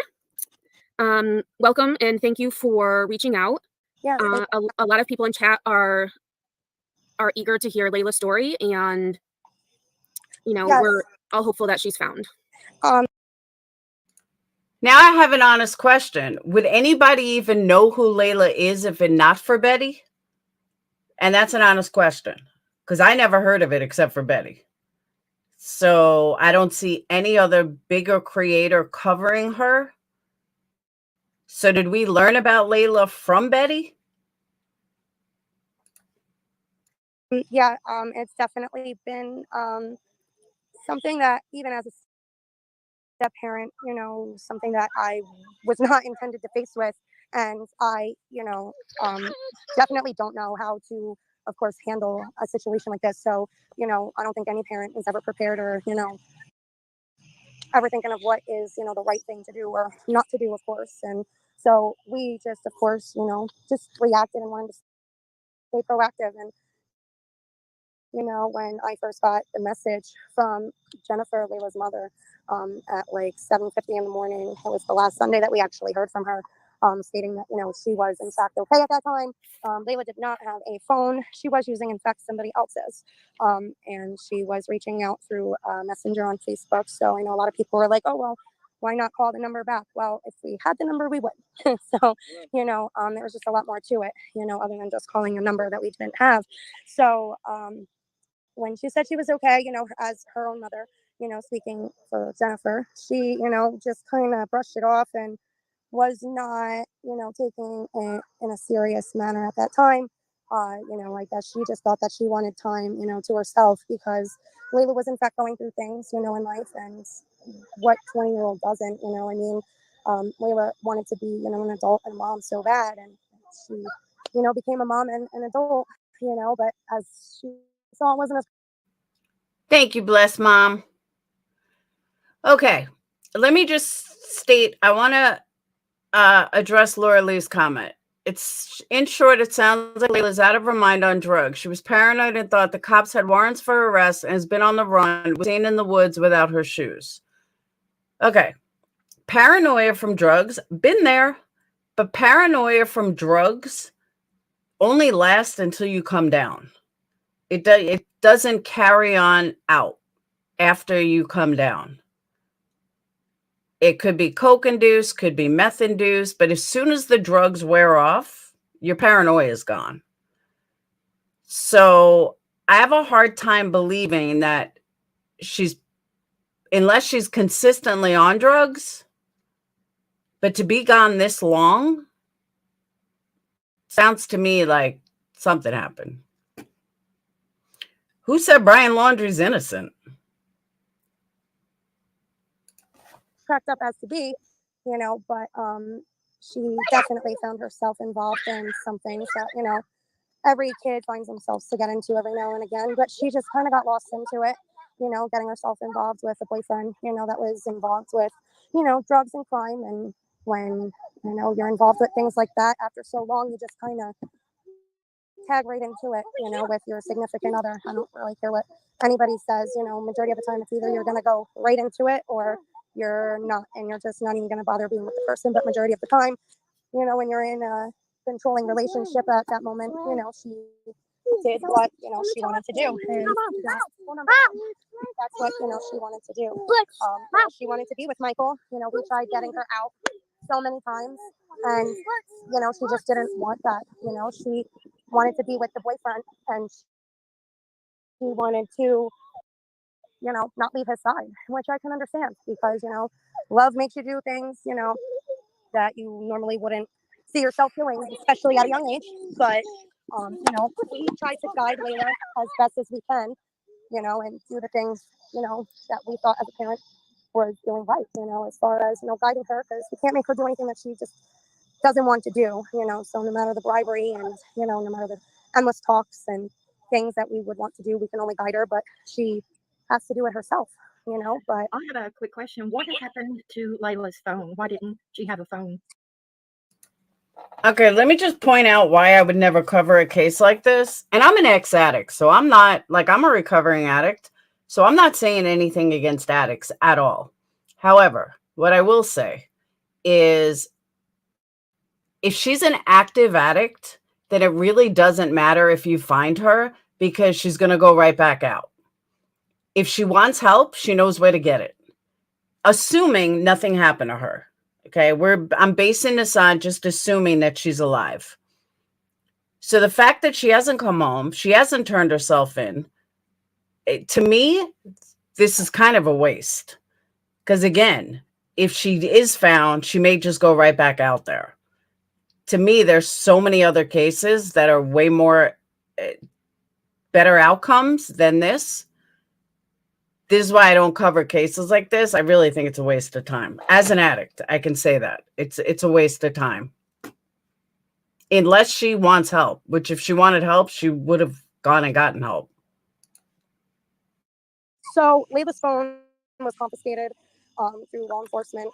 The boyfriend actually had the phone at the time, and since he was arrested on drug-related offenses, they confiscated the phone for evidence. So she has not had a phone since March of 2023. Wow. Yeah. That's a long time for somebody that age that has their own little child, to not have a phone. Correct. So her and Michael, of course, were always, hand in hand together. So because they were always together, they shared a phone, and they were always together. So, that was the whole reason why I guess she never got a phone. But if we knew as parents that she did not have a phone like that, we would have, of course, got her a phone. But Layla, I told Jen she should at least got her a welfare phone. I mean, come on. At least, guide her in the direction. This is a girl who's on drugs, who has a child, left her child to go get high. Just saying. Hi, how you doing? I'm good. Hope you're doing okay. Yeah, I could be better. Oh, I'm But, sure. Layla, she didn't want to disappoint us, because she was always about wanting to make us proud, and not wanting to hurt us. So we knew, that Layla had her issues and, problem with drugs, and it wasn't long. Layla is not this, drug addict, mother that some people portray her to be. Like I said, it was just an unfortunate situation where, she got herself tangled up with the wrong guy, that she thought that, she was going to be with and such. But that same guy, I never said she wasn't a person. I'm just saying this is why I don't cover these kind of cases. Said, Layla, you got to get your shit together. And ever since then, which was that day, it was, she How went off long had she been with Michael? 2 years, a little over 2 years now. And it was about a year and a half that, is when we really started to notice, a lot of changing. Well, we just found out recently Michael's house was basically a trap house. Yeah. Yeah, I've And been by that house. I drove over to Kingsport, I don't know, a couple of Fridays ago. And, the neighborhood is, an older neighborhood. Yeah. And the house now, I don't know if it did at one time. It's got a sign on the front that says keep out. So I got a feeling they've probably been harassed since all this has happened. Absolutely. And the mother actually is not, well. She's She's got brain damage, and she's just Oh, not. so She's his really not mom lives there. there too? I That's didn't know that. I didn't know Michael's the mom mother. lived Yeah. there. they rent. Yes, Michael's. I don't know if they rent or own, but Michael's family lives there. The brother's paraplegic. It's Michael, the paraplegic brother. The mother. I don't know if there is a father. There might be, and a sister that comes and goes. There Wow, could be that more house to the is family, small. but I know. Well, you know what? What really breaks my heart is that Layla has such, a big heart, and she's very kind-hearted, and will, get the shirt off her back. Don't let her. But she, was always given a problem, when she was there. Like, they did not want her there whatsoever. I don't know why, but they just would literally put up a terrible fight, and actually assaulted our daughter about 3 or 4 times.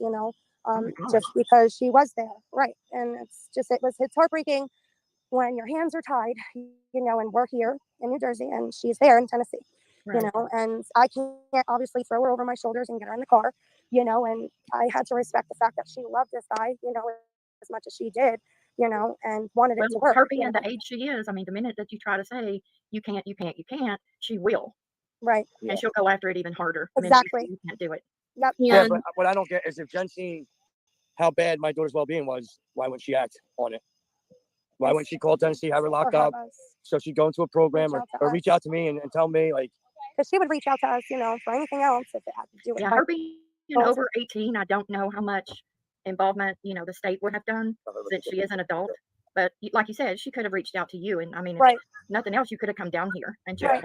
it out. I mean, honestly, I've been a part of this family now for 5 years, and the first, moment that I met, I spoke with Jen, it was, Layla was only, 14 at the time, just getting ready to turn 15. It was in July, and it was 2019, 18, and Well, I've so got a question too. I mean, there's different things out there about her actual last known location. Was it at yes. the house? Was it at the mall? Was no, it at there's that no. hotel? Well, it was at the, so she was, in fact, yes, at the AmeriCorps. So there is, like she was at the AmeriCorps. She left the AmeriCorps. The reason why she left there was because she was chased off the property by employees at that property because she was visiting a friend, and it was his uncle, and because it was the uncle's room, and I guess no visitors or whatnot. I don't know how the policy goes. They chased Layla off the property, but Layla was running because I guess she heard that the cops were going to be called, because I want to clarify that Layla, in fact, thought she had warrants for her arrest because of her mother. And So she wasn't running from danger. no, she was not running from danger. No, See, she that's was what's been not. put out there. No, there was she no wasn't. danger. She was running. Her mother had Law. said that she had Warrants. warrant for arrest, So she wouldn't show so to she wouldn't family show up court. for a family court so she could Okay, custody my gotcha. granddaughter. Okay, and that was one of my questions that I had because there was on the original GoFundMe with Layla's mom, there was something about a custody hearing, and so that's what I was She went curious. after my daughter. She went after my daughter for custody of my granddaughter. She was more worried about that than my daughter's well-being. Wait, hold on. So the mother had a GoFundMe for what? For what?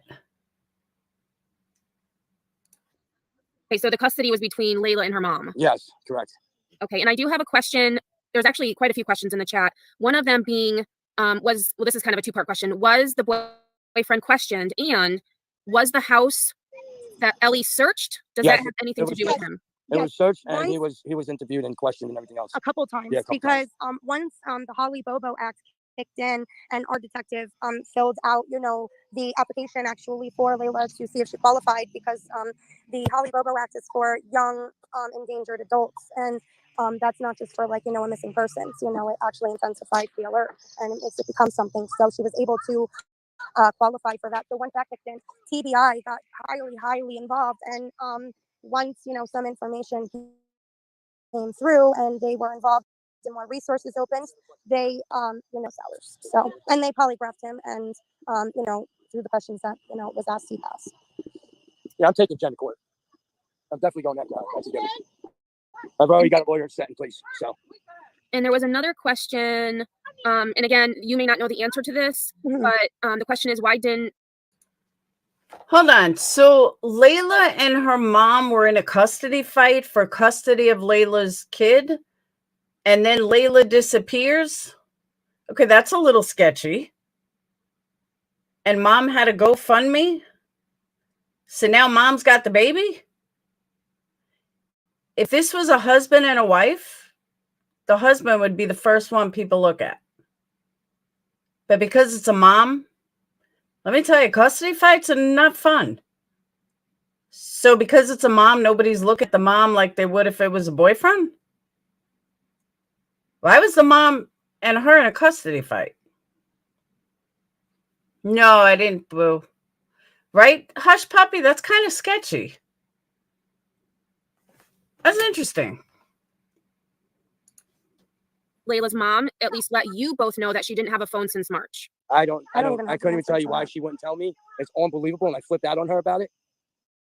I was extremely upset with her about it. I said, you couldn't even take 5 minutes out of your time to apply online, not even leave your house, just apply online for a welfare phone to be mailed to your house so our daughter can have some sort of, we can ways reach of her. communication. Ways of She does have communication, a text child, messages. So, if she's ever in an emergency, she needs to be able to reach somebody. But because maybe Jen always had the baby because that's how she wanted it, she felt the need. Right. She wasn't worried because she felt, well, she has all the, responsibilities on her hands. So she doesn't really need a phone for any emergencies, And then that's just what I would assume, in the situation. Again, that's not, something that was said. That's just an assumption. Okay. Where was Layla actually physically living when they went missing? She was living with the boyfriend. Yes. Okay, so she was living then on Dale Street. Yes. Yes. With the Oh, boyfriend. geez. Okay.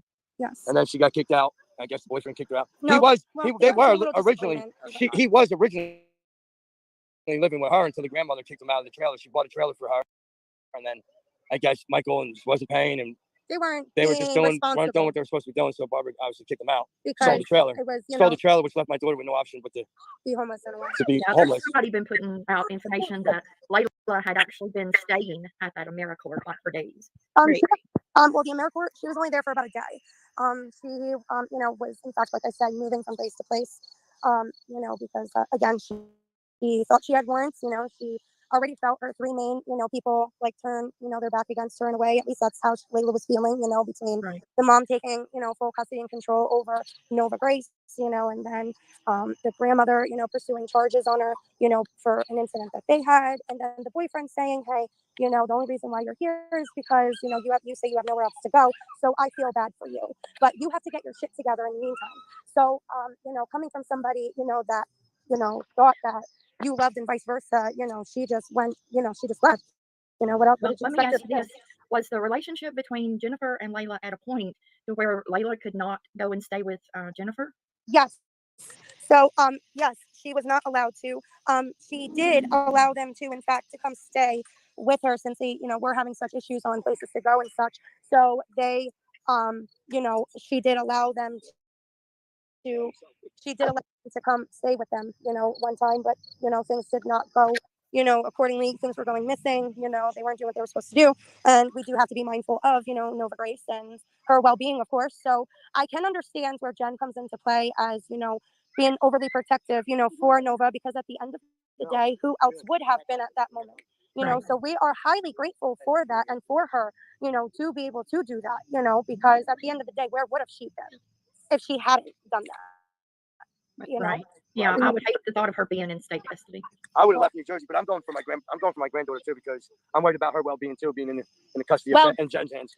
And also she's, it's very upsetting when, I have helped her, Jennifer, numerous times, just out of the kindness of my heart, and always make sure, Layla was good, Nova was good, and everybody else was good, and didn't need or want for anything, of course. And so it's very upsetting when we ask for the same in return out of respect, when it comes to involvement, she just doesn't decide to do that, And have you all been down here since Layla disappeared? Yes, we were down there. We came down, it was August 3rd we left.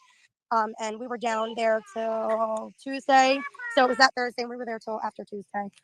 We came and we wanted to check out the area. Her father went to the vigil that was held that Jennifer actually planned, and I didn't want to go.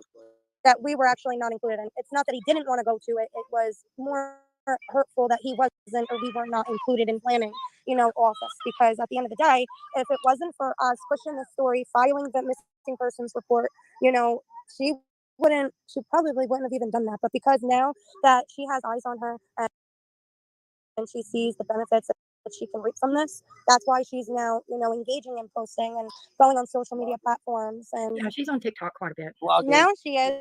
I mean, she was doing just workout videos, but check out when she started to, actually post. Like even when Layla first went missing, Jen came out to New Jersey, and it was only 2 weeks of Layla, not even of her being missing, and she was out here in New Jersey with, and her excuse as well, I brought the baby to see you and your family. Well, that could have waited, and everybody would have totally understood, because this is Yeah, I heard they went to Dollywood and stuff too. Yes, she did. She also went to New York City. She got tattoos on her. Yes. Oh, and she's also back in New Jersey now again, because Nova Grace has been here, and we were not allowed to even see our grandbaby, but we saw her when Jen brought her here the first time. But like I said, when money got involved, and again, it all started when I got shirts made, because I finally got Channel 10 News. It was Channel 7, Kingsport Times. I started getting a bunch of media outlets responding back to me after hounding them, and finally got through. I said, let's get some shirts made up and we'll wear them for the interview. And then people started asking, oh, how did we get a shirt? And then the woman that created our shirts said, oh, how about I will charge $25 a shirt, and every $5 shirt that's sold will go towards the foundation for Layla. So that's how everything got started, with foundations and such. And so that's how that began. I'm curious, if the woman making the shirts, is she a tragedy pimp too? Because wouldn't that be making money off a tragedy? Just saying. And we were going to move forward with it, because there were a lot of people, in fact, wanting a shirt. But, then Jen, in fact, decided to run with her own thing with the shirts and do that own fundraiser when we asked, to be involved. It's fine. Listen, we're all about more the better. Okay. But let's do it together like we've been, just include us, as a whole, like we've been. But because she didn't want to do the same in return, she just totally blocked us out in all ways you can think of. And now we're just paying for it financially, mentally. Because she's had friends and family of mine, because I have an extremely big family that I guess have donated money or whatever to search my door. And when I said, I want to see proof, I want to tag the team in now. And all about, I want to see proof. I want to tag the search team in there so they know what's going on. Because Jen knew about the private investigator that we're trying to fund, the search and all that. And as soon as I said that, she blocked me. As soon as I said I want to see proof, she was like, "Screw that," and blocked me. Yep. All right, and we have a lot of questions. My one question again, and I just want to remind everybody, this is about Layla. Yes. When was she reported missing? Like, what was the actual date? I called, I believe it was, the 26th? The 25th. It was the 24th into the 25th. We called it was like at midnight. 11:40 something. When we decided, because we were deliberating, and I said, you know what? I looked at you and I said, I don't want to wait. It's not settling. Yeah, she wanted me to wait because she was going to court within 2 days. Within 2 days. At this point, it was already 2 days. So I'm like, well, screw this. I'm not waiting for you to try to take my daughter to court to get custody of my granddaughter to report her missing. And at this point, it was already 2 days. So I'm like, well, something's wrong. She's not reaching out. So I can't get hold of her. So I called and I made a police report. And well, do you know if Layla had any friends or anything out of state that she might go to? The problem is with my daughter, if she was around, she would call me.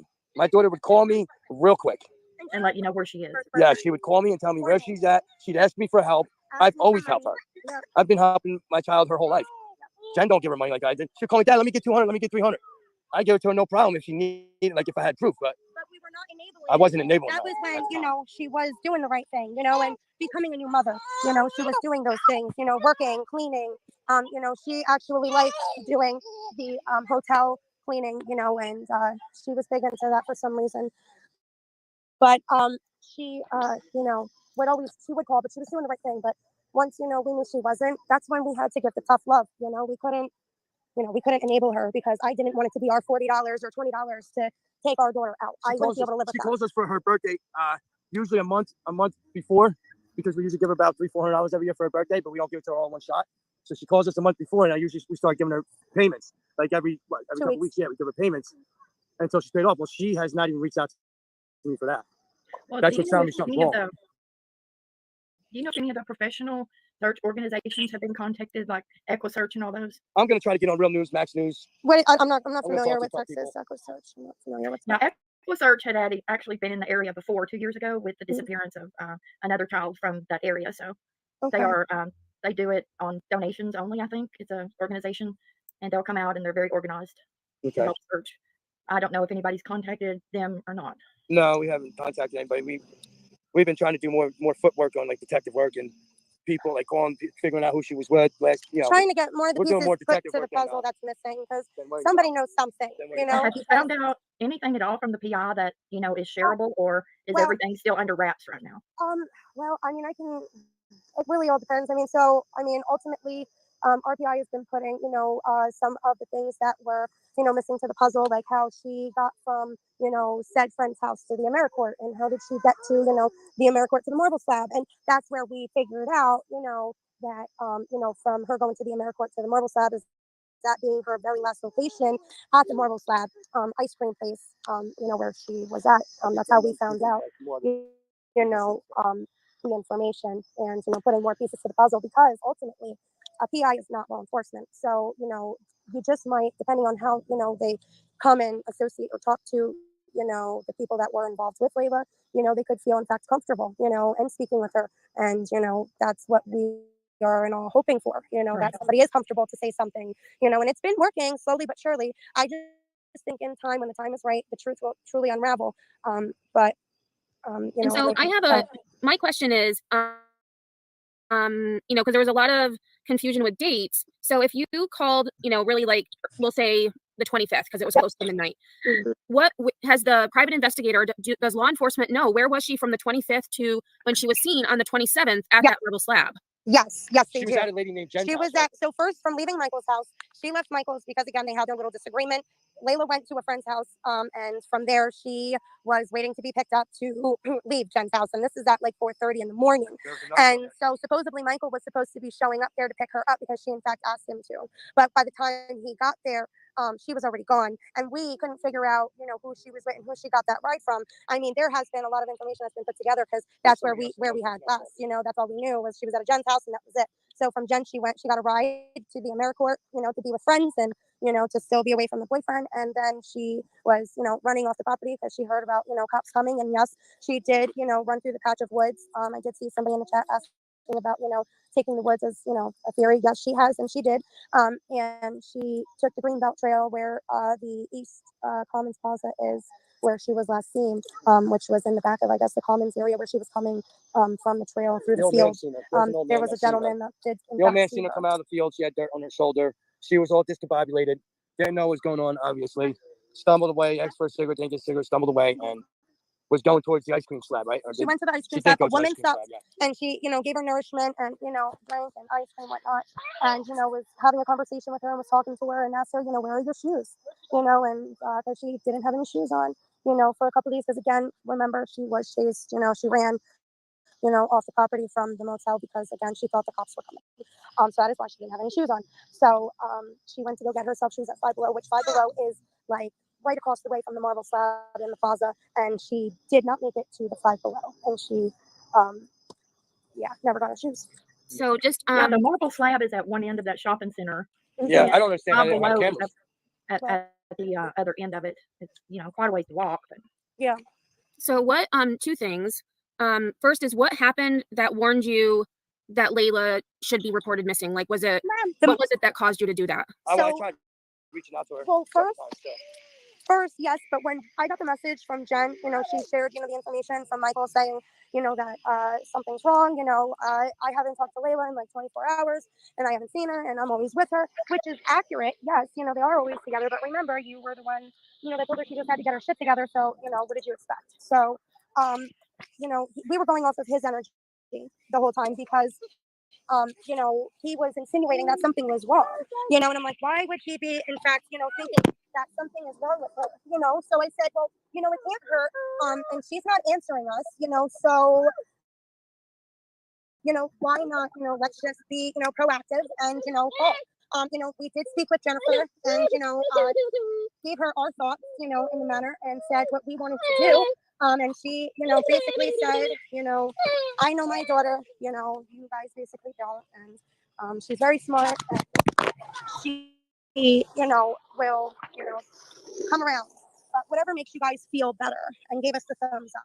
And I'm like, all right, well, I wasn't, going to wait. And so, again, with Michael acting the way that he was, insinuating something was very wrong, we, again, just wanted to take action just in case something was wrong. And sure enough, there is something wrong. And someone asked, with Layla not having a phone, how did she communicate with you? So she was on Messenger. Okay, Facebook Messenger. She was on Facebook Messenger, yes, through the boyfriend's phone. Once she lost her phone, they shared a phone, and she would use her Facebook Messenger because, again, she didn't have a phone number, so she would use her Facebook Messenger login to other people's accounts and other phones and stuff to be able to get a hold of people. But again, she didn't have to do that with everybody because she had Michael's phone the whole time because they were always together. And what was the last day that you spoke with Layla? Do you remember? Oh, yes, of course. We spoke to her, all the time, just, because we were miles away, we still had and shared, a very good relationship with everybody, with each other. And, Somebody had said that when she went into the marble slab, that she had asked to use their phone. Is that true? No, nobody, no, I don't know, a woman, somebody's asking that somebody said about using a phone. No, that's not accurate about her asking to use a phone at a marble slab. Yeah, that's been put out by several different people. No, yeah, no, Never heard that. We didn't hear of that. Not that we're aware of her asking to use a phone, because of course I'm sure she would have used one. I would have thought she would have asked, that's what we were hoping. Like, in her right mind, she would have asked. We were hoping that somebody called the But police, we also have to remember, Layla was not in her normal state of mind. Layla was on, a bad drug. Drugs are all bad, but I guess fentanyl is, a whole nother ball game, and it definitely, takes away your character and such, and changes you all around. So, we have to keep in mind, that we're not dealing with, our daughter that's, the one that's on her shit. We're dealing with somebody that's broke. I will credit where credit is due. It's a headstones. One of my biggest gripes when people do interviews is not being able to bring it back to where it needs to be. And you've done an excellent job of asking questions and bringing them back to the questions. Most people in this community can't do that. So kudos. Excellent job, headstones. And, hurt and, going through, life, and just doesn't know how to, in fact, handle it. When was the last time anyone heard Layla's voice and not through Facebook Messenger? It was Jennifer. It was, I want to say it was that Friday. So, well, yeah, but no, we're talking about before we actually reported her missing. So I want to say it was the 23rd of June, and we talked to her that Thursday, that Wednesday, that Thursday. Jen wasn't worried about it. She's like, oh, well, she just does it sometimes. Yeah, Jen said that, No, there's been times that she, hasn't spoken to her, at, a week or two at a time, which I've never, heard of. I mean, but, I can see them go through their differences and stuff, but she's always called us. Yeah. She'd always call us on FaceTime just because she wanted to see our face. And our siblings. Yeah, so we'd always talk on FaceTime, or she would come on a vacation or weekend, summer or holidays. Yeah. She's originally from New Jersey. She was born in Jersey Shore Hospital, so she's from New Jersey. My daughter is. So. How long has she been in Tennessee? Well, she went from New Jersey to Florida, Florida to Tennessee. Okay. Yeah, she was in Florida for a couple years, and then went from Florida to Tennessee. Oh, I see somebody saying is concerned that she wouldn't venture far from her source with an opiate addiction. No, yet no one has seen her. But she's right. Yeah, she wouldn't venture off. No. But she was in fact going in between, getting her fixtures. But at that moment in time, when the gentleman. Okay, I've known a lot of people on opiates. Opiates don't cause delusions. I don't think they cause paranoia, but I could be wrong. If anyone was ever addicted to opiates, let me know if I'm right or wrong, but I don't believe opiates cause paranoia. Cocaine and meth do. I've never heard of heroin or opiates causing paranoia. Saw her. She was looking, disheveled. Slept in the woods overnight, maybe. looked like she was in a withdrawal, and that's why we know she did not make it to go where she normally would go to get her drugs, and she didn't make it to the 5 Below. So. Somebody had found a comforter and stuff in the woods, Yes. and claiming that that's where Layla was No. staying. It was her camp. No, I actually, I saw, I guess, Bullhorn Betty when she did her, little search or whatnot. Right. She found some new evidence. It's not new by any means. We were well aware of that evidence 3 days, 4 days into our daughter being missing through stand-up everyday citizens that were, helping out of the kindness of their hearts to look, at the trail and, see if they could see anything. And we were sent pictures, and it's not her stuff. She talks to the detective more than I do, I guess. And we have a question of, does she have any tattoos or markings that would be significant? Yes, she does. So she has Nova Grace on her outside of her forearm. That's her left one. She has Roman numerals on her, like, here's her collarbone on the left side. And she has, like, it looks like a dream catcher type with other, like, flowers and such on her inner forearm. And that's the same arm that says Nova Grace. Yeah, she got like another one or two, right? And down lower. Well, the Roman numerals. No, that's it. Just the Roman numerals, Nova Grace. Yeah. And the one that has like the dream catcher. I tell you what, when I left New Jersey to go to Tennessee to meet the detective and talk to the detective, and I seen Jen in 90-degree weather with sweatpants and a sweatshirt on, I just thought it was kind of odd. Well, before Layla turned 18, of course she's 21 now, but growing up, was she close with her mom? Did they have a pretty good relationship? Oh, really, mister? I'm sorry about that. He would get wigged down paranoid.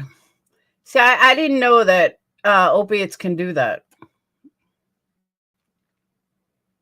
They did, yes, they did have a good relationship overall, but that's only because Jen gave her a lot of leeway and let her do whatever she wanted, because Jen already considered her a lost cause when she was 14 years old. Because when I came in the picture when she was that age, and I said to Jen myself, I will let us take her and get her out of Kingsport, get her out of Tennessee, bring her around the whole family where she belongs. I think she would have a better upbringing and a better life. But and her words were, oh, well, if you think you can do, or if you think you can try, I guess be my guest, basically if you can do what I can't do, essentially. But unfortunately, we never got that opportunity to be able to do that because COVID happened, and well, what about Jennifer's boyfriend? Did he get along with Layla? I mean, Opie was only involved with Jen for about, since COVID is when they actually got involved. It's only been like 3 years they've been involved. He's never had a problem with it. I don't really know Opie like that. He seems like a good guy from, overall from like what we've met. Do I think they're hanging out and partying? Yes, I do. But like I said, we met him only like about 3 to 4 times actually. Yeah, my mother's house and our house. Yeah, and then in Tennessee again. Yeah. But I mean, he doesn't come off as like an aggressor or anything. He's pretty laid back overall, and I can say he is good with Nova. Okay. And speaking of Nova, there is a question: is the current boyfriend the father of Nova Grace? And if not, were there any issues? He's not involved because he ended up getting in trouble with some gangbangers, supposedly my granddaughter's father. But he's coming home. He ended up going to jail because he was accused of doing something he didn't do. He was accused for murder, and it It wasn't murder, but it wasn't him. It was not him. He did not. He was around. And there were people that were lying on him, and they I guess became co-defendants and whatnot, but the truth was revealed, and it was in fact not him. And I just when I did hear that happened, I just couldn't believe it. There was just no way that Are these two for real? These two are really pissing me off. Like, honestly, they are. They're coming across like they're so perfect. I thank God I don't have to worry about shit like this because one's dead and one doesn't give a shit. My kids' fathers. But are these two for real? They're so perfect. They couldn't do anything. You go out to fucking Tennessee, you grab your drug addicted daughter and you bring her back to fucking Jersey and you get her help. End of story. End of story. These two are acting like, oh, we're this and we're that and the mom this. You left a single mom. She did the best she could. I don't even know the fucking mom, but she did the best she could as a single mom while you're in another state, married, probably had more kids. Like, what the fuck? I don't know. I don't like these parents at all. They're acting like they're fucking holier than thou. Could see him doing such a thing because he definitely doesn't come off as that at all. But you know, I think it was just more so the He's wrong got place, some the wrong proving to do time. before he gets her back anyway. Oh, He's absolutely. got a lot of proving to do to the courts before he gets her back. But it's just good to know that she does, in fact, have her father. Oh, and the whole she's an adult kind of thing. My parents forced me into rehab at 28 years old. Didn't matter. I was 28 years old. They forced my ass into rehab. Her life. Yes, which is a blessing. Yeah, because she was about to not have both of them, you know, in this meantime of frame, you know, and that's, you know, devastating. And so someone in chat actually had the same question as me when you had mentioned she was at the AmeriCorps and she was afraid because she thought there were warrants out for her arrest. Do you think she could have thought her life was in danger and ran because of that, or would she just take off? She ran because of the warrant. No. More in lines because she thought she had a warrant for arrest and she was going to go to jail, and she's never been in trouble. She's been in trouble No. as a juvenile. Yeah, but she's never been in jail, like adult jail. She's never been arrested as an adult. You know, she's never being sick doesn't make so. No, and you know, scared going through withdrawal, and you know, those are the things that she's scared of. So I don't, again, as far as like her being in danger, no, I don't believe so, and it didn't, you know, exhibit like that. But once she went missing, it's a possibility. Now she was banging on doors because she was trying to hide out into somebody's room. Let me tell you something. 600 children a month go missing out of Tennessee every month. There's 150. It's a $150 billion industry, the second biggest in the world. So that's something to think about. 600 children a month. So I think my daughter, I don't want to believe she's dead. I think she could be held up and need help right now. And someone had asked, do you think... That's what I'm trying for. That's what I'm trying to do. I'm trying to get her the help she needs. Someone had asked, do you think that she's possibly on a bender or in some type of mental health crisis? A bender, yes, but they only go so far and they only go so long. Because, you know, again, she don't have money. She doesn't work. I've always been her main source. We were her main sources of income, you know, along with many others, you know, so she would have called. In fact, somebody, you know, at some point, because money again only goes so long, and that's what we were hoping when we first, you know, were facing this, you know, was that. Who misses the 21st birthday with one of the biggest families in New Jersey? Nobody. Yeah. So as more days started to tack on, you know, it just became more of a like, there's like just something not right. So with that being said, do you believe that Layla may have thought her life was in danger and went into hiding? I think she could have, but anything's a possibility at this point. She could have went hiding, but by now she would have been fully capable of getting to her phone and reaching out. Yeah, just like she was at the logging into her, get to her phone and log into her account. I even call the police. Okay. I say, listen, I need you to get a hold of my mother or my father. Yeah. Do you know anything about the Cash App transactions that had been? It went to my wife's phone. Yeah, it got sent to my wife's phone. They were my transactions. And boy.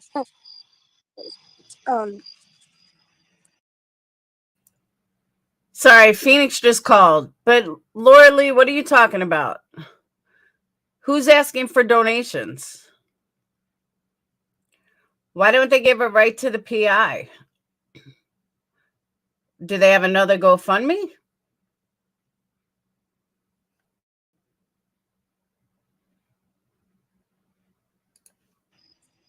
I'm sorry. It's okay. Take your time.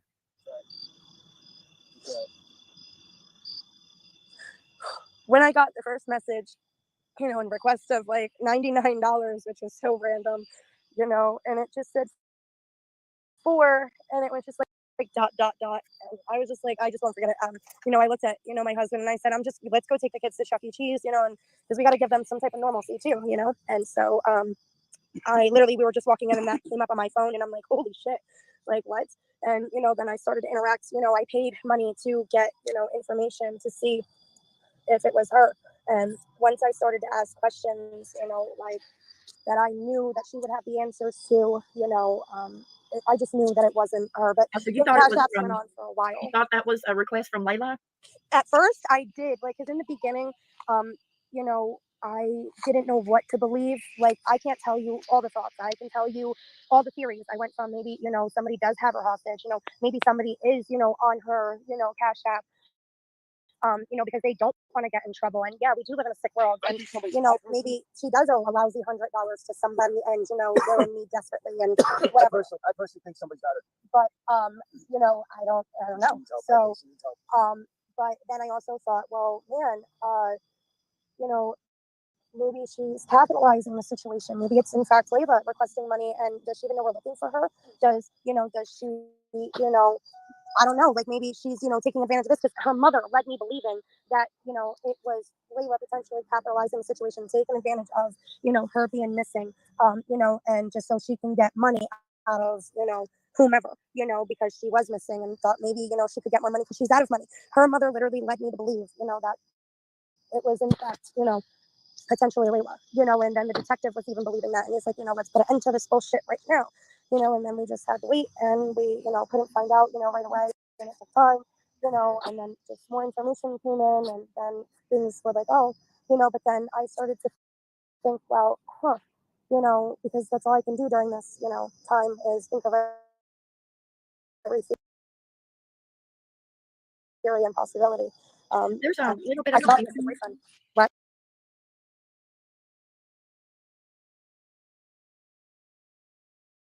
Yeah, there's a little bit of confusion about the doors that she was knocking on. Is that there at that motel? Yep. Yes, it was the AmeriCorps. So she was knocking on doors, to ask to be basically hidden out in their room. Actually, one of the people that is staying there reached out to me personally and said she was in fact one of the people source she knocked on. And so she was trying to go into, a room to hide because she knew that the cops were coming, but wasn't successful. And took off into the woods and then actually stayed in the field and in the woods over by the green belt that night. And then that morning went to the marble slab. So. And were the cash apps before or after she went missing? They were after, correct? After, correct, yes. And people, I do want to clarify, people are, going back and forth of the, the abbreviations in one of the cash apps of saying like, they will let me go or they will not let. Okay, hold up. Correct me if I'm wrong. Did they or did they not say before that they just found out on August 25th that she was missing? Did I hear that wrong? Because I'm pretty sure I didn't hear that wrong. Because and the reason I say that is my first thought was, I could have sworn BHB was doing this before then. Okay, July 24th. I thought they said August. All right, so maybe it was a typo. They said July? I could swear they said August. I know she's been missing since July, but I could have sworn they said August.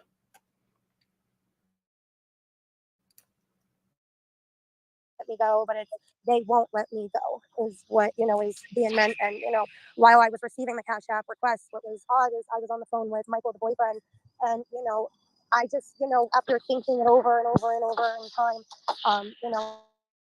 it just came to me like, how in the world, like I'm getting these abbreviations sent to me, I can't figure that out in like an instance, but he knew what the abbreviations were as soon as I said them. So I'm like, how would you know, like that? So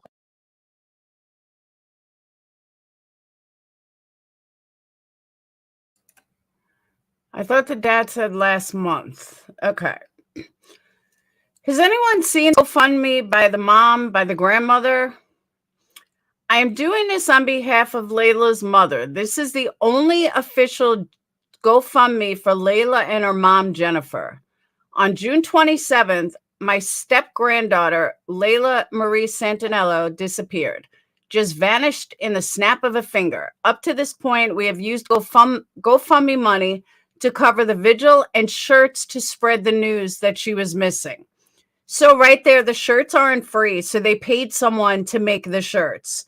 So would that be a tragedy, Pimp?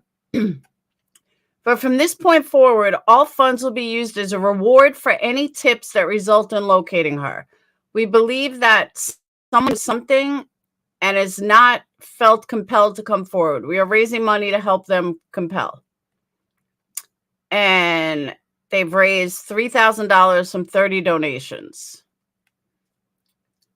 June 24th. She's been missing since June, and the father didn't find out until July 25th. So almost an entire month since she went missing, the dad found out. They did say August. Thank you. I think the 5th, but then I swear they said a week ago. Laura Lee, I swear they said a week ago too. I just don't remember exactly where it was. No, because the shirts are the shirts were not given free. She just said she paid for them. In the GoFundMe, it says she paid for the shirts. That's what they used some of the GoFundMe money for, was to pay for the shirts.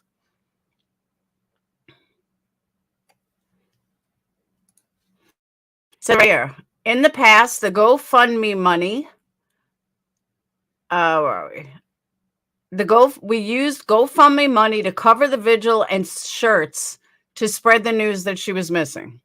So she's been missing since June 27th, and the wonderful father didn't find out until August 5th.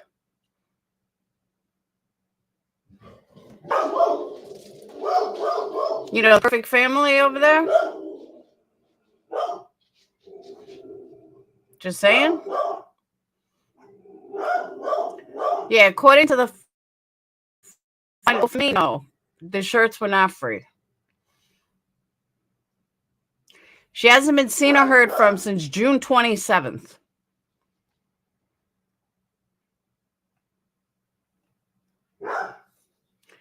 This was created on July 31st. All right. Your daughter goes missing on June 27th. You create a GoFundMe over a month later. Why? Why?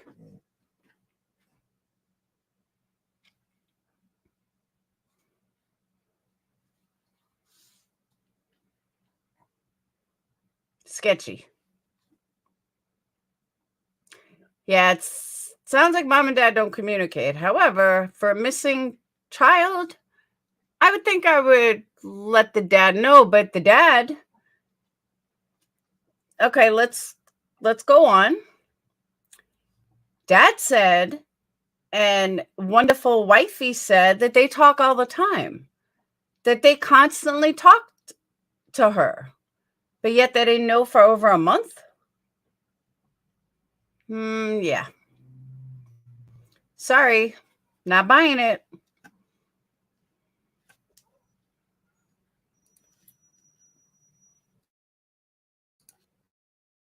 Quickly, but we did in fact later find out that it was Michael. And have local law enforcement been helpful to your families?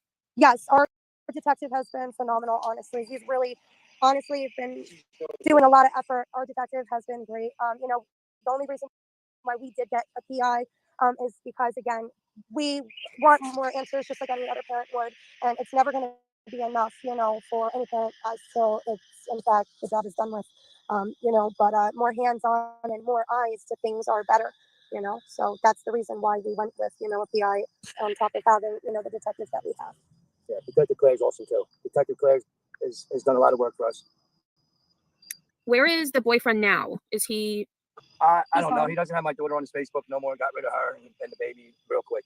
I think he knows something too, but he's not saying nothing. I don't know. Well, he took a lie detector test and passed, so I don't know. I just hope that we can find her safe. That's all. And the more people I get on deck to help me search for my daughter, the better off I am. So what does everybody, I mean, what kind of help do you need right now? As far as getting the word out, just everybody sharing our information?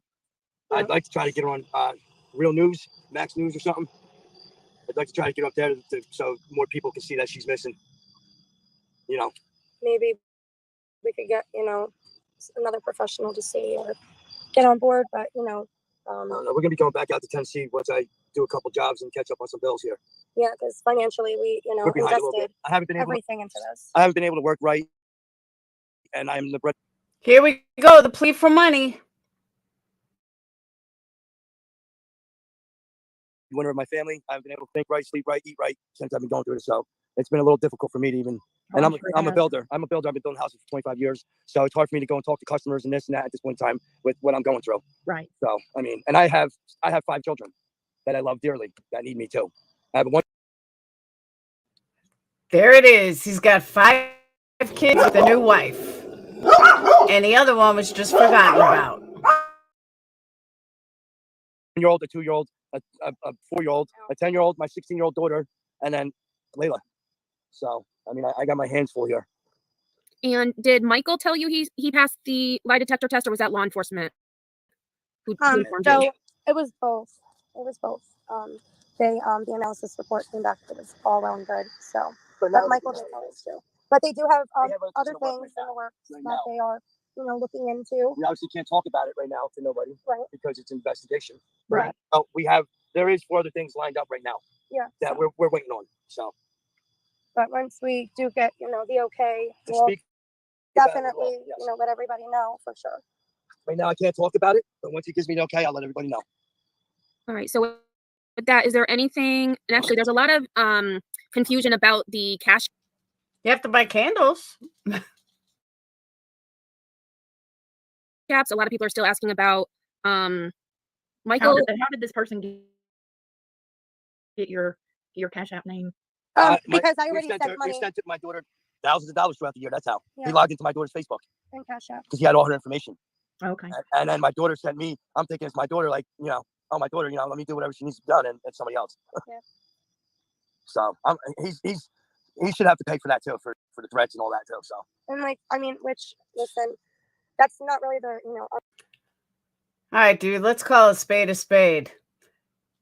Guy wants a divorce from his wife, meets a younger girl, has 5 kids, happily ever after. Old daughter feels left out, becomes a drug addict. This is like Lifetime movie. Figured out in 5 minutes.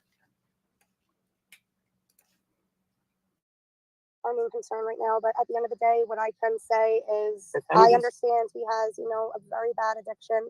And I understand that he is definitely not in the right and not in right's way by any means. And in hopes that maybe down the road, he can get himself right and, get himself together.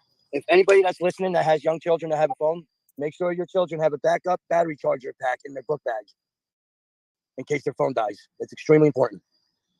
Yeah. Okay. You just said your daughter didn't even have a phone. So now people should have a battery pack. You kind of need a phone to have a battery pack. Just saying. All right. So is there anything else that you'd want us to know? I think you've answered all of my questions. I don't know. I don't see any other questions in the chat.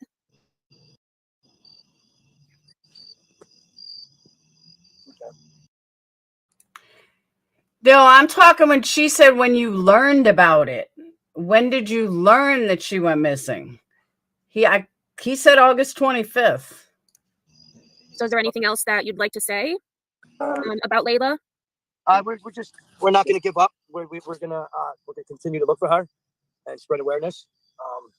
Yep, and no matter what it takes. We do have a GoFundMe for her that we are. You set yours up first, correct? Yes. Yeah. We did. It was set up on our behalf. A week before Jen tried to.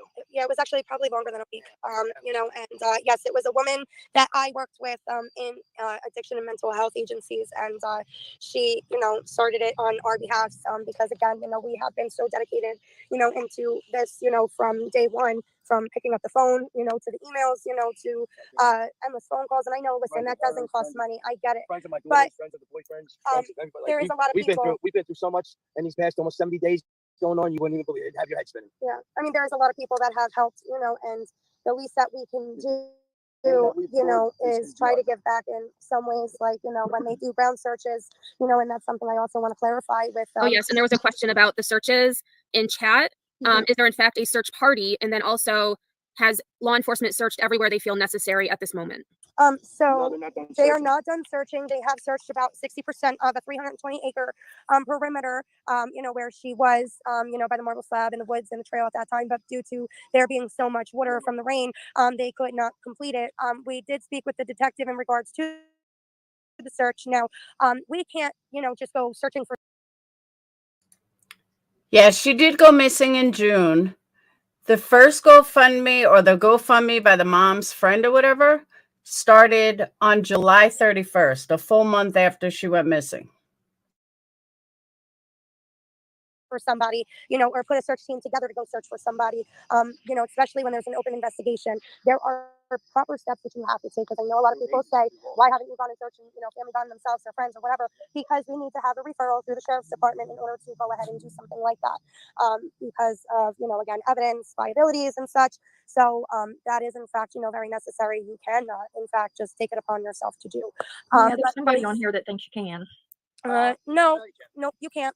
You can get in trouble for interference with an open investigation, especially when that location is being investigated through drones and high equipment through underwater that TBI is, using at this time, since they cannot do a proper ground search. And, as I was saying before, our PI is a pro bono because she is in Tennessee and our case is in Tennessee, and she has been very correspondent with our detective and has been collaborating together in this case. That's the one that Jen claims. Yes, and Jen was highly aware of the detective when I first found her. Because it actually almost damaged our PI. Or we almost lost our PI, honestly, because she said, who did you wind up hiring? Why is there so much, in betweens? Why, because we can't have all these PIs on, a case like this. You have one and one, and then it would be a lot of correspondence and such, and then that means we wouldn't be able to correspond with our, PI anymore, and just a lot of, mess would have gotten into the mix, and that would have prolonged, a lot of things, and it just wouldn't be right and fair when we already, in fact, had this PI lined up. Jen, in fact, knew, what was going on, and she knew, what was in fact like. Let me also put it out there. If you ever want to hide a body, Tennessee is the state to do it. Every time I drive by Tennessee or drive through Tennessee and I see all the woods in the mountains of Tennessee, you would never find a body, ever. And if you kill someone, just drive them to the mountains of Tennessee, and I guarantee you they'll never be found. There's just too many places to hide a body.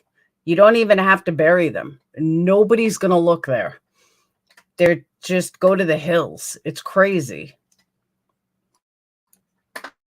I said, who she was, what was going on since we got her and found her. We looked her up first. We looked her up first before we decided to take her on. And checked her license, yes. And, all of her qualifications and everything. And she, pans out, obviously.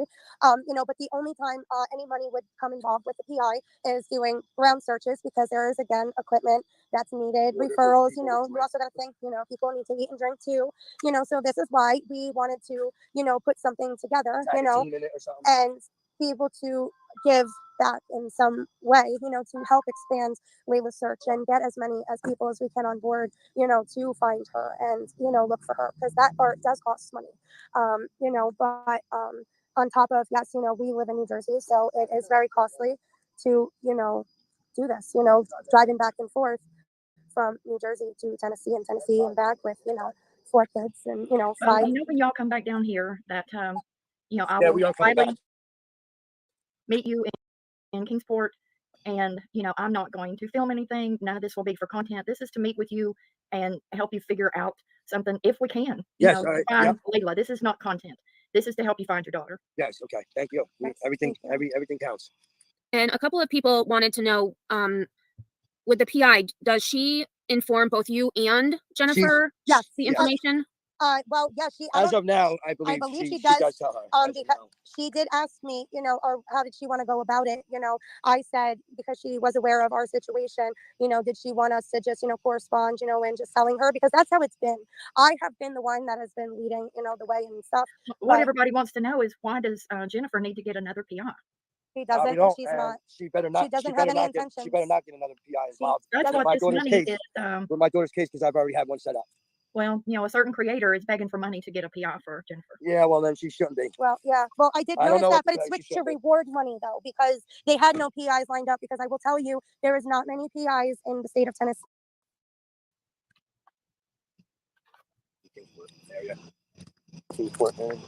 So. But we are. Okay, call me crazy. Again, I don't know the situation. But does it really fucking matter if there's 10 PIs? Why do they only want 1? Maybe 2 would be better. I don't get it. That is such a pull my dick out kind of exchange. Like, I don't get it. Why do you care if mom hires a PI too? What's wrong with 2 PIs? What's wrong with 10 PIs? Again, if it was me, I don't care if every single person in here hired a PI. And then some. Hire a PI in every damn state. Okay, Kendra, thank you. Why is the guy being a dick?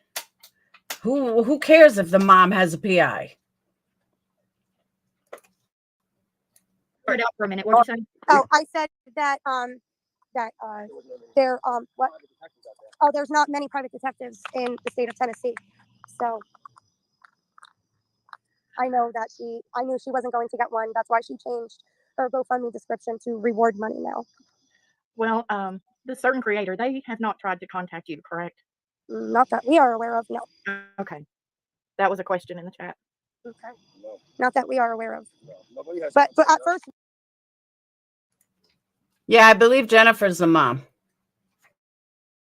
we did thank her for her due diligence, you know, in helps of Layla, because you know, we just see somebody looking for, you know, our daughter, and of course we just want to say thank you, you know, and anybody who's active on it. But Everybody and anybody I've seen post something about my child. But you know, we were not unaware of who she was, and you know what, you know, her intentions are and such, which, you know, is honestly hurtful. And in fact, you know, that we did reach out and did say thank you, and that, you know, this is her father, you know, and stepmother thanking her. We thanked her on a YouTube video on Bullhorn Buddies, and she didn't know. She never replied. She never, in fact, reached out. She never spoke to her. You know, so she could have, but chose not to. And I wonder why she didn't, because you know, the father counts too. And if she's about the parents, then you know, she should be about the father if too. If she crosses the line, she will meet with my lawyer. I promise you that. If she crosses the line, she will meet my lawyer. Yeah, I was just curious, and well, people in chat were curious if she had tried to reach out to you. We thanked her on a YouTube video on Bullhorn Buddies in the chat. Okay. No. Not that we are aware of. No, nobody has. But at first we did thank her for her due diligence, you know, in helps of Layla, because you know, we just see somebody looking for, you know, our daughter, and of course we just want to say thank you, you know, and anybody who's active on it. But everybody and anybody I've seen post something about my child. But you know, we were not unaware of who she was, and you know what, you know, her intentions are and such, which, you know, is honestly hurtful. And in fact, you know, that we did reach out and did say thank you, and that. All right, I'm just going to put this out there. If anybody can tell me a PI whose intention isn't to make money and get self-gratification about finding someone, which really most of them never find anybody, but if you can tell me a PI doesn't do it for money, then why aren't they free? So when I hear people talk about someone's true intention, trust me, the PI that you hired, you know, the dude that you're paying or woman that you're paying, isn't doing this to find your child. She's doing this because you're paying her to find your child. So when a YouTuber wants to get paid to find your child, don't cry about it, because it's the exact same thing. Almost. And I'm not talking about for Betty per se. I'm saying in general. Why is it good? Why is it okay for one and not the other? So I hear this girl talking about Betty's true intentions. Well, what do you think your PI's true intentions are? Hypocrite. You know, this is her father, you know, and stepmother thanking her. We thanked her on a YouTube video on Bullhorn Buddies, and she didn't know. She never replied. She never, in fact, reached out. She never spoke to her. You know, so she could have, but chose not to. And I wonder why she didn't, because you know, the father counts too. And if she's about the parents, then you know, she should be about the father too. If she crosses the line, she will meet with my lawyer. I promise you that. If she crosses the line, she will meet my lawyer. Yeah, I was just curious, and well, people in chat were curious if she had tried to reach out to you. No, I have nothing to say to her. I have nothing to say to that lady. For what she said about my daughter, false accusations about my daughter, she's murdered. She's murdered. I have nothing to say to that lady. And if she says anything to me, I mean, I will get my lawyer involved. She'll have big problems. And if money is being raised towards. Okay, what did Betty say about the daughter? Betty told people to call her. Yeah, but what did she say about the daughter? No, that's not Winston. That's Buka. He's a 100-pound mammoth.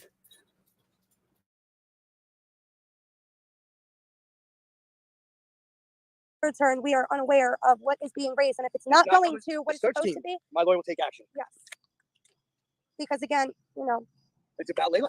It's all about Layla. That's why we're here. is Layla, 100%. Yep. And, whatever, once the, search is completed, whatever funds are left over. We'd like to go back and search for other children. Yes. Or And search for other children. also, since, depending on the outcome, Of my daughter, yes. if, the outcome is not, in fact good, then the remains are going to go, majority of the remains are going to go to Nova into a trust fund on our behalf. And then, we will also be donating a amount into, the missing persons, the children, the same parents that were literally, that are going through what we're going through. Have they seen that movie? What's that movie? Sounds of Freedom? Yeah. Sounds of Freedom? That guy just. Yeah, Irene, we gave Winston steroids, so now he sounds like a big dog. No, I'm just kidding. I don't understand, though. I mean, odds are she probably is passed away because it's been this long. But that's not something you say on a case you're covering, because you got to have hope. Betty thinks because she didn't find Layla that she's dead. Okay. But yeah, I can understand the father's frustration. I wouldn't want to hear that either. Even if I kind of knew it, you still don't want to hear it. Saved another 120 children. That guy's a hero. Wow. Yes. After he made the movie. So if you people haven't seen that movie, you watch that movie. This guy's amazing. He's a real hero. He saves these children every day. Wow. Yeah, if we can only have more. Well, guys, I'll do what I can, from this area since I'm here. If you need it. Yeah, but the thing is, Kendra, she would have spent money by now. Like, there would have been money exchanged. That's the problem. Being that she's been gone the whole summer, even an addict, you would try to reach out for money somewhere. You would reach out to a friend. You would reach out to a family member, somebody, being that it's 2 months already. So I'm kind of guessing she's not here, but I don't know the case. So don't hold me to that. Hopefully they do find her. But reality, somebody would know something if she was still around. Anything, you can contact me anytime. Yes, thank I'll you. do whatever I can to help you, and I actually look forward to meeting y'all in person when you get here. Yes, absolutely, we do too. Absolutely, we can't thank everybody, enough, that's been involved and that has helped and made flyers, put up flyers, and any type of involvement with Layla. We are truly grateful. I know I keep posting her flyer on Twitter, and it keeps getting retweeted, which is not Twitter anymore, whatever it is. But people are sharing it and stuff, and at least that's a start. Okay, I really appreciate that from the bottom of my heart. It means a lot. No problem. I want her found. Yes, we do. I want her found safe. Exactly. Really. I mean, if she's being held hostage, we can try to work through the abuse that obviously she could be in danger with right now, counseling and stuff like that. I hope, I'd rather be alive than dead, to be honest with you. So I'd rather her be alive than dead, to be honest with you. I would hope you'd rather have your daughter alive than dead. That was like the strangest comment I think I ever heard coming from a father. I would rather have her alive than dead, to be honest with you. That's kind of weird.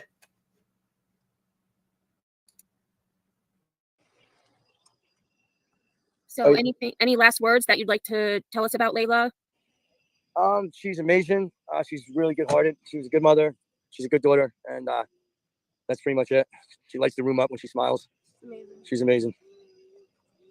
Well, I will definitely keep in touch, and anytime, you have my number, you have my email. All right. You also have bashes. We do a lot of collaboration on YouTube, so we are all thinking of you and your family, and most of all, we're thinking about Layla. Yes, thank you so much. I appreciate it very much. Thank you. Yes, thank you again for telling us your story. And, I always say on my channel, I know things, but it's not my story to tell. So I appreciate you trusting me and allowing me the platform for you to tell your story. Yes, thank you. We appreciate for the opportunity. All right. I'll see you guys soon. Yes, absolutely. We will certainly be in touch. Great. Okay, great. So if you can, I know it's probably new to you, but if you I can remove you or you can just leave. Okay, let me take a look. Yep. All right. Have a great one. You too. Thank you. Bye. All right, y'all. So thank you so much for joining us. I hope that gave some answers to the questions that I know many of us have had. And going forward, just keep sharing Layla's picture. I will reshare the oh my gosh, I'm losing my train of thought. Her flyer that I believe it's probably gone a little bit further down on my community post, but I will reshare that. And I actually did find a flyer that had actually been put in the windows of different businesses in that shopping plaza. That yeah, and I was surprised when you went there, Bash, that you didn't see them because But if I had got out and walked around, I probably would have seen. I just drove through the oh, parking that's lot true. You looking just drove for through. security cameras. Yeah. That's true. So definitely, you know, just keep sharing her picture. We have people all over the place. And I did see, I believe it was just Samantha had mentioned Kensington. And I lived in Philly, and Kensington wasn't the way it is now when I was there, but it's I don't want to say amazing. It's interesting how people do find their way to Kensington. So no matter where you are, sharing her photo, you know, she really could be anywhere. So definitely keep sharing her picture. And if you have any questions, you know, reach out to myself or Bash, because we are in contact with dad and stepmom. And like I said, this is about Layla and finding Layla. Bash, any last words? No, I'm glad they got to, you know, come on and share their story. And we just need to get information out there more than what it already is and find this girl. She's a beautiful girl and she needs to be found safe and come home. I agree.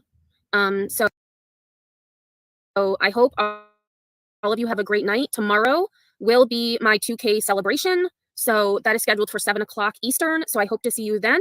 And until then, I will see you all on the flip side.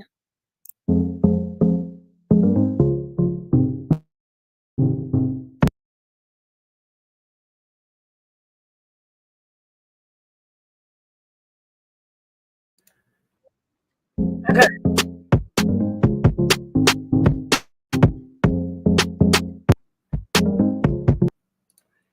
Let me just point out why I would never donate to these GoFundMes. So you guys heard what I said earlier with the mother's GoFundMe. Now the father's GoFundMe says this is the first and original GoFundMe on behalf of Layla Santanello and family. So now we have, first we had, this is the only one. This one is the first and original. Really? Like, really? Hello, my name is Stacy Brennan. I'm here to help a family who is beyond devastated and feeling helpless and trying to locate their stepdaughter, Layla. June 25th was the last message anyone has received from Layla. Since then, no one knows her whereabouts. Brittany and George, stepmother and father, reported Layla missing on Tuesday, June 26th. George and Brittany have been beyond fully dedicated into trying to find their daughter. This is the daughter to make George a dad. This is his first baby girl and will always be. I don't know about that. I got my issues with people that say that. And the reason I say that, and I'm sorry, I make no apologies for this. And I apologize for anyone who is in this situation because I'm not trying to say anything bad. But I am so sick and tired of hearing about fathers who just love their kids so much. If you loved your kids so much, bitch, you wouldn't have fucking cheated. And you wouldn't have gotten a divorce if you just love your kids so much. Sorry, not sorry. I am so sick and tired of parents who cheat on their wives, who cheat on their husbands, but then want to gloat on their child. No. No, no, no, no, no. When you have a child, you either work it out or you don't. But you then went on to have 4 more children, 5 more children in another state. So to me, I think you're a dick, personally. Sorry your daughter's missing, but I still think you're a dick. And you're like a typical Lifetime movie. Just saying. George and Brittany have been, to know you, have done everything you can. Imagine countless phone calls, endless heartbreaking messages to many in hopes that someone will in fact listen. Brittany was successful in pushing this tragic story out to many media outlets, social media platforms, many flyers posted. Oh, so you didn't need Betty. Throughout wherever they were able to, and so much more. Brittany and George realized that that was still not enough. In the meantime, Brittany and George made their way to Kingsport, Tennessee from Brick, New Jersey. Karen, you asked Jersey, it's Brick, New Jersey. It was costly for them since they do live 606 miles away. That's your daughter. Approximately 9 hours and 30 minutes. That's nothing. I just drove fucking 18 hours. This family needs to be prepared for the unfortunate, in which no parent, step-parent is able to do that. This family will need to be able to leave comfortably without having to financially work. You guys got to see this, okay? You guys really have to see this. It is.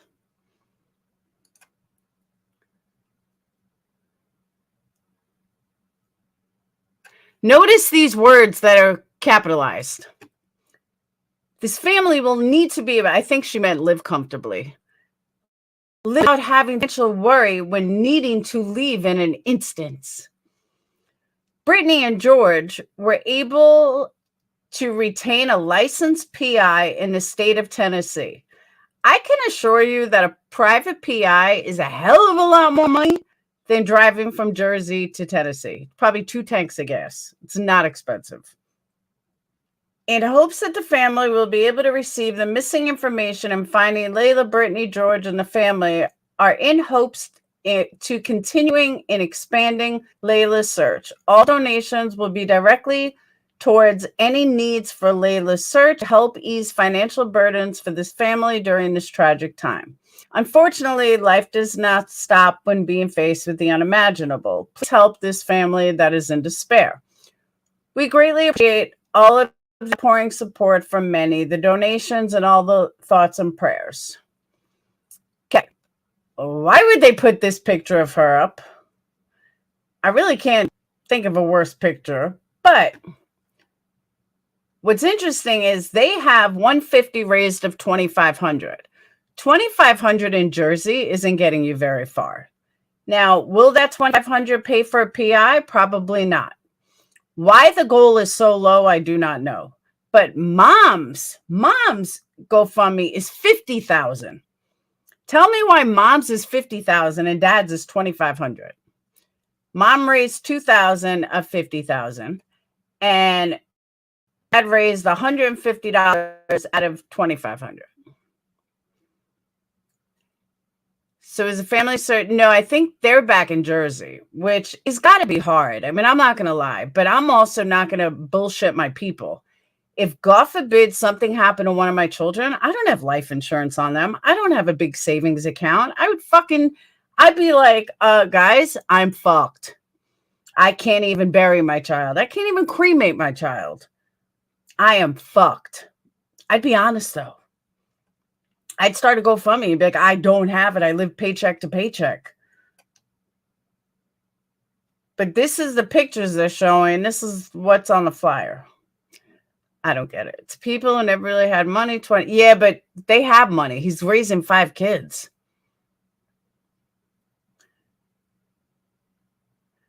So I just see them as a total Lifetime movie.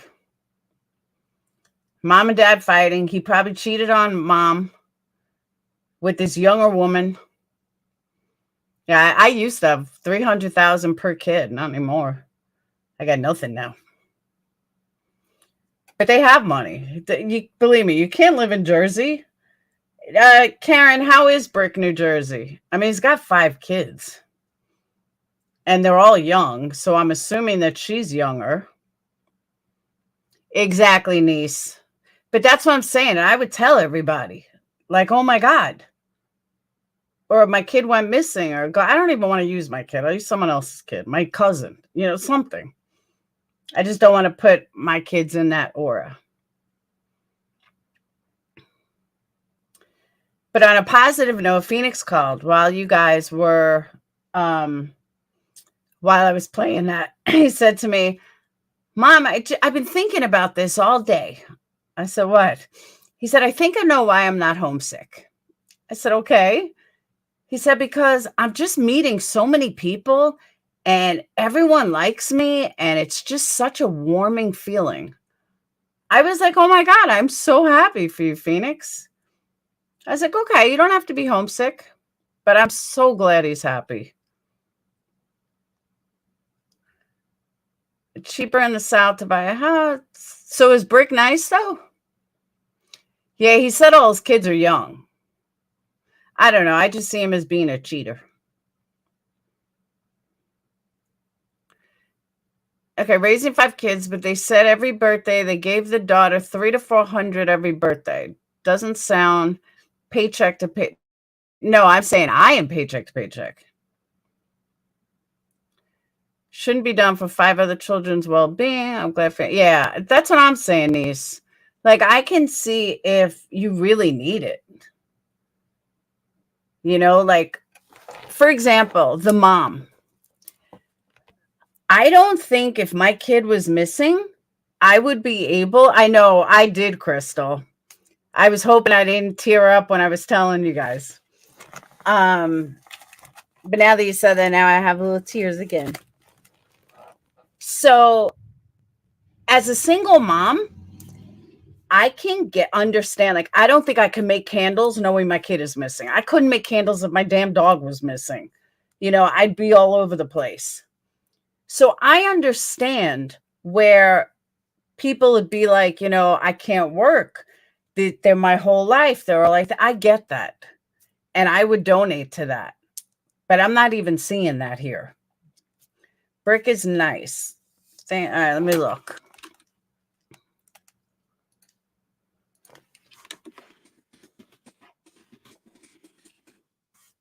There's the homes. All right, Brick Township, New Jersey. Brick, New Jersey, homes for sale, Zillow.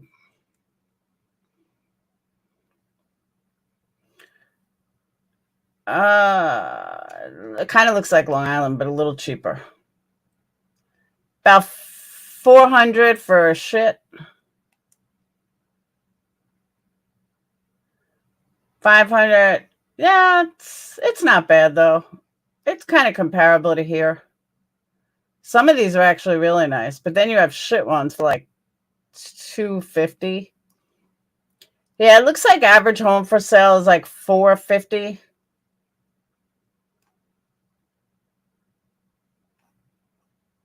But if he bought it 10 years ago, it's, let me pull up. This one's $375, 4-bedroom. Me too, Mystery. Me too. All right, so this house is $375,000. Let's look at the history. This thing looks like shit.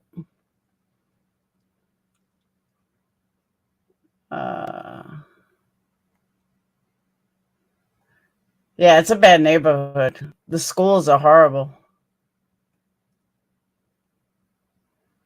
All right. Price history. In 2009, the house was $95,000. It's gone up ever since. But it's a bad neighborhood. Brick City School District.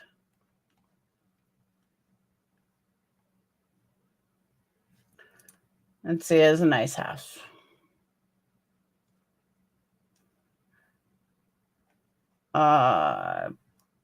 Price.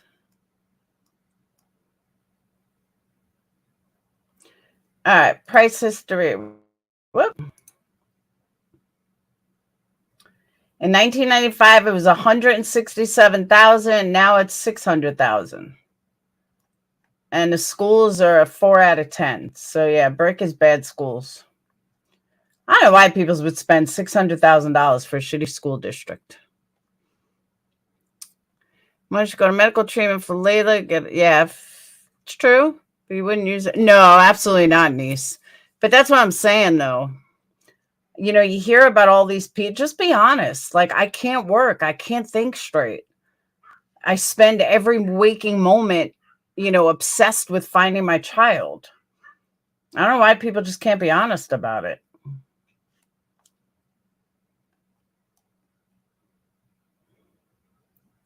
Yeah, it is cheap, Karen, but it's a shitty area.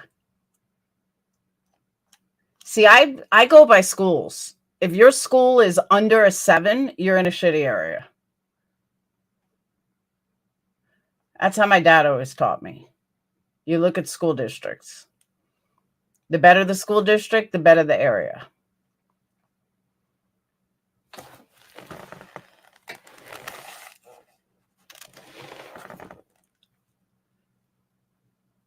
Whoop.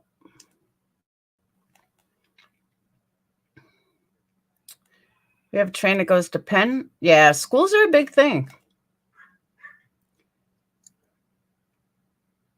So my chiropractor is making me wear this back brace. It's working. Feels good. Can't wear it out of the house, but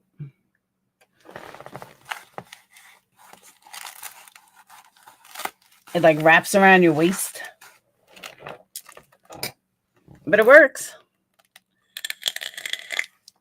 Told him I don't want to be old and hunched. I said, am I too old to correct posture? He said, you might be, but we can try. Okay.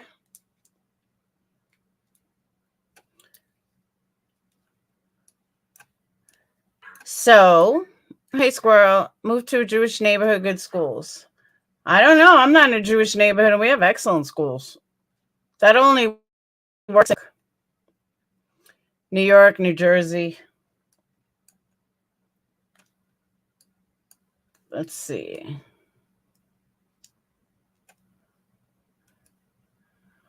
Is it Connecticut? Oh, it's Pennsylvania.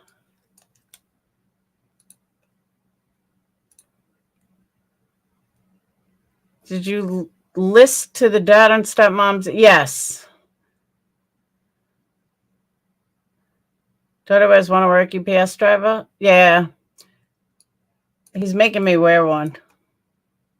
He's like, just wear it around the house. I'm like, okay. So I put it on this morning.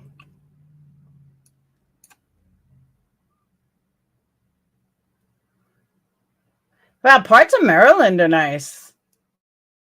I'm on the map. We're both 5'7". I still am. Now 5. See? That's what I'm saying. My aunt's all hunched over. I don't want to be that way. My mom has good posture. Ah, this place is so cute. I love looking at houses. I'm like fanatical. I don't know why either.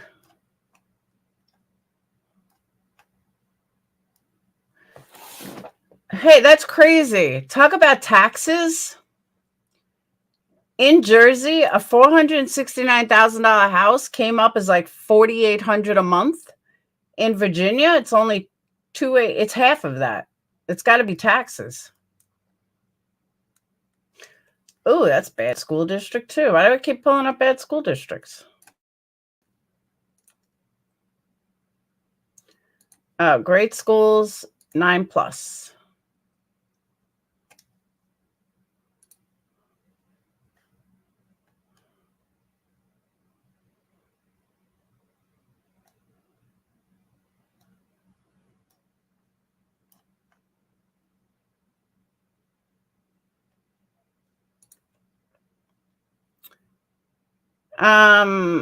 Louisa,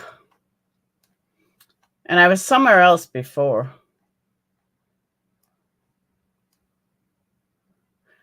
Louisa's only a 6 out of 10 school. I wouldn't do 6 out of 10. Thank you, Boo Sheet. Learn a word of them keeping you always. Always.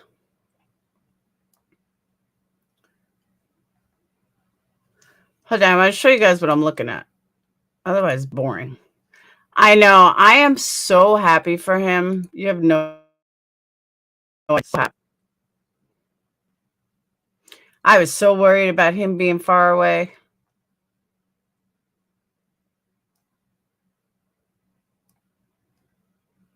I was just going along the map. Wherever it led me.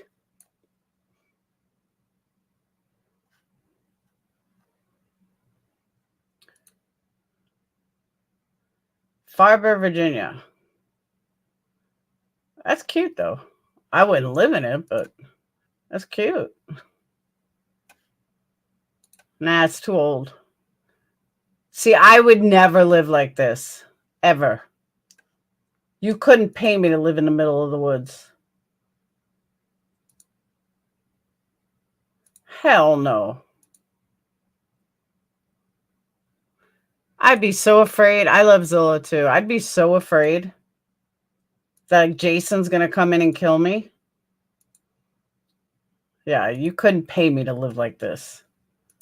Even if you gave me the house for free, I wouldn't live there. Let's see what schools are. Hey, that's less than I pay for rent. That's another 3 out of 10. Hell no. What's all bad schools?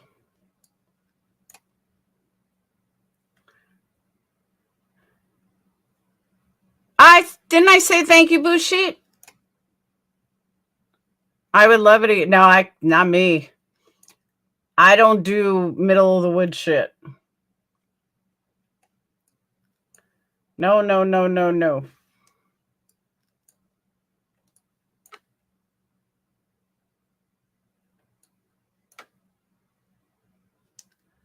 We're in North Carolina. Martinsville, Virginia.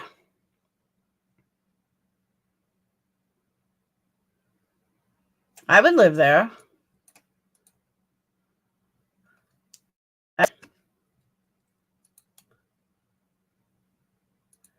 kind of weird, though. Too closed off. I wouldn't pay almost $1 million for it. It's too closed off. Weird shape.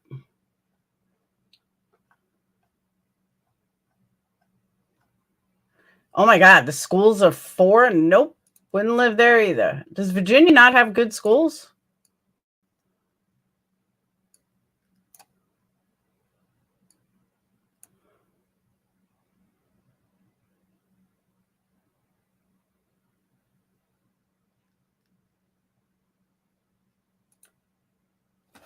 This is nice, 500,000. Martinsville is the murder capital of Virginia. Oh, is it? What about Kernersville? This is nice.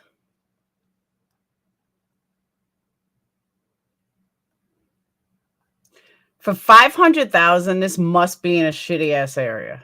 It's got to be.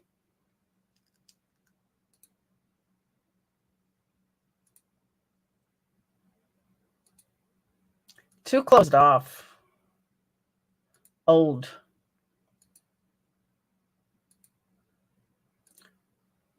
Yeah, I don't like this either. I like the outside. All these things like weird shaped.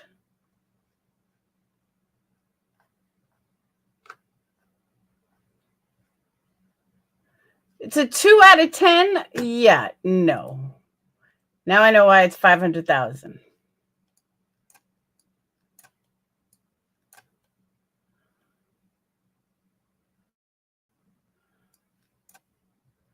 That's crazy. I was in Roanoke, passed through there on the way home. I was like, oh my God, this was where this is where they did American Horror Story. This is what I could afford. Damn, this place is like haunted. They want 126,000 for this. Yeah, okay. I wouldn't pay $1 for this.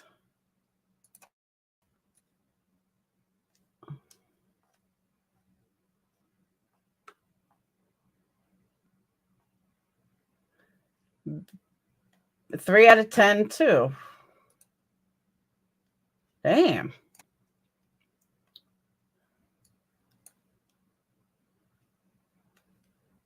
Where are we at?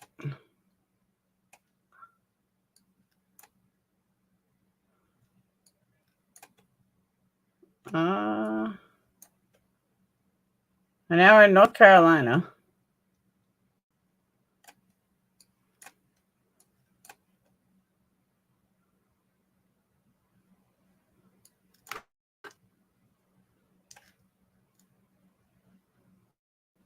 Ooh, what's this? That's pretty. All right, I'm not even gonna get excited over the house here. Let's look at the schools. Still shitty ass schools. 4 out of 10, 6 out of 10. These people are fucking crazy. Tennessee Giant. Now we're getting towards me.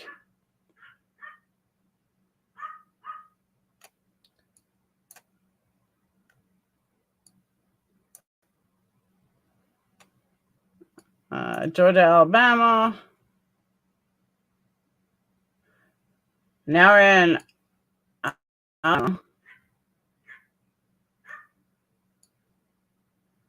Oh, this is to me. Scottsboro is like an hour.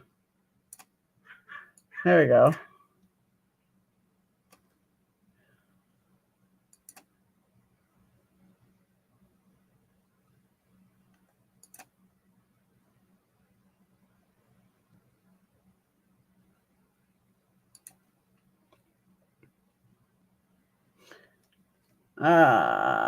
Where's this? Now, I used to live near here. But you pull up schools. You want to see 9s. You don't want fucking 2s.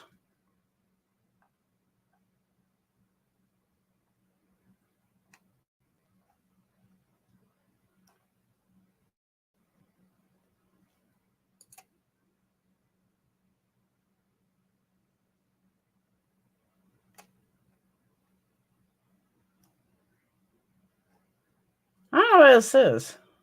It's my zip code. I don't know what street this is.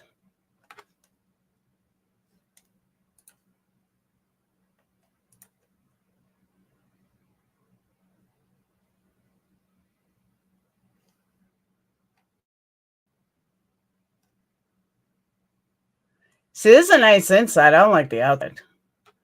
But it's a nice ass inside.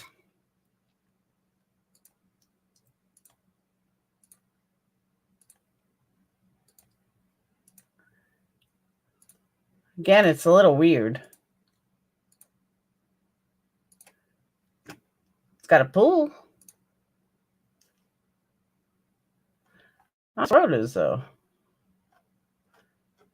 I've been here like 7 years. You would think I know every road in the district. Buy a house on Smith Mountain Lake in Virginia. I'm helping make candles. Smith Mountain Lake.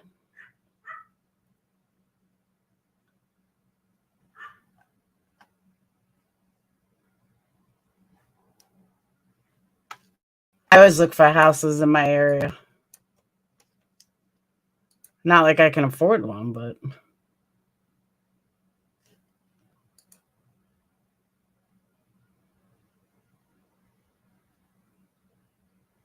I would live in a house like this.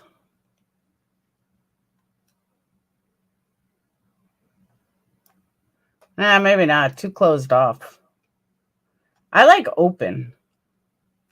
It's got a pool, though. I don't know where Brownsboro is. It's Huntsville High School. No thanks. I don't know. I always do. I was looking at something somewhere else, and I landed here. I always look at houses, though.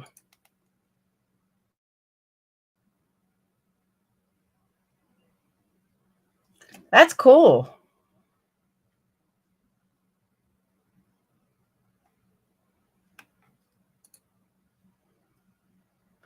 We've never gotten this much snow.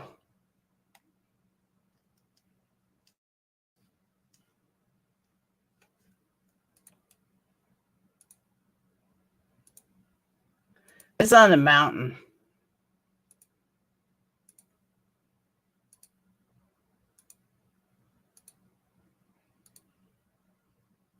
I'd live here.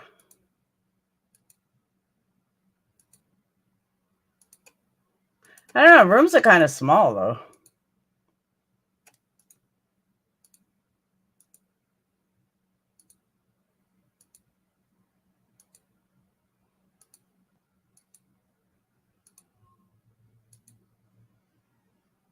That's cool.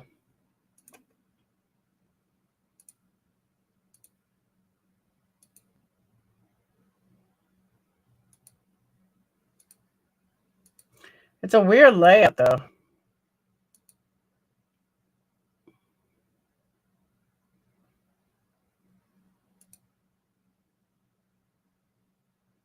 They got neighbors.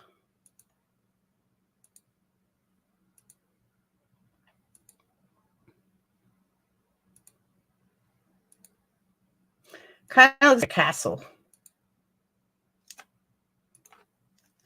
But I think it's Huntsville schools. Yeah. Oh, no. Those are bad schools. I don't know. I live there. We get 2 inch snow. I know. Less than that, and everything shuts down. Yeah, but we don't get snow like that.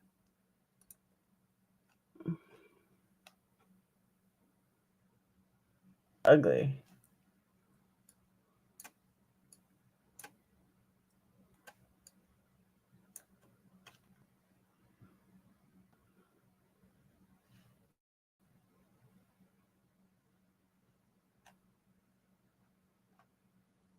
I think houses are coming down, though.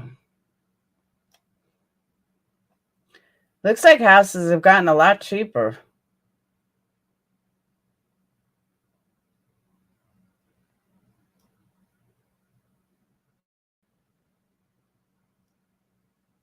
Because I know my school district, my zip code, you couldn't find anything for less than like 400,000 last year. So it's definitely come down.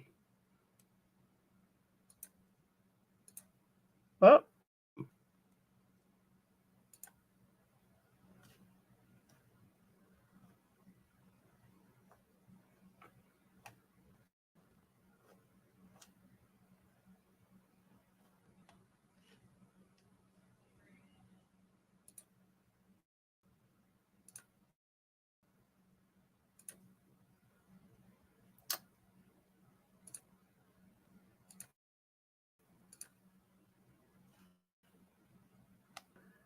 maybe not so much.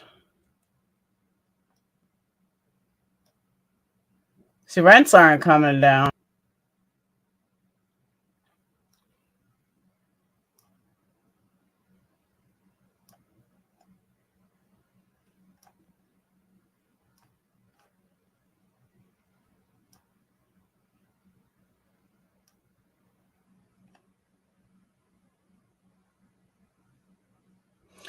Crazy, crazy. I would never want to live in Tennessee. Nope.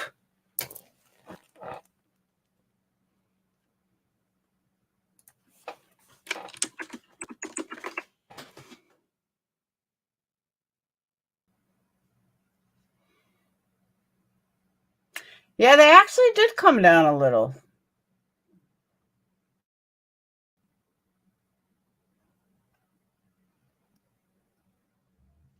This is nice.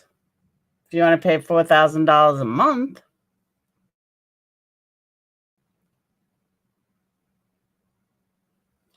I could live here. This is a nice place. So that's why I like open. This is really nice.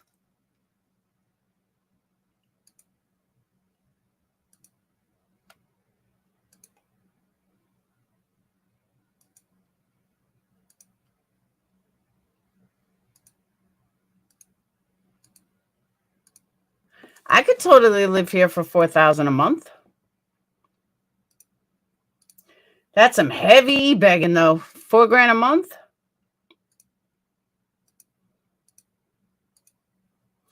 Beautiful house though.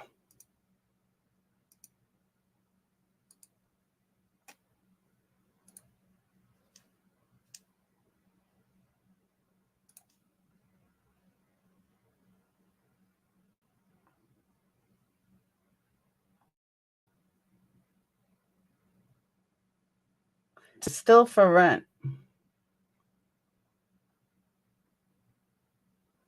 Yeah, houses definitely come down.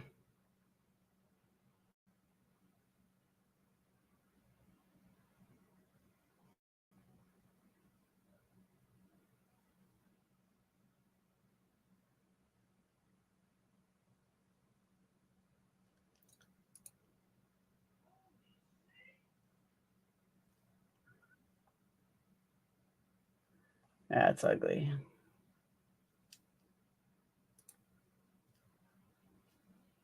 Oh.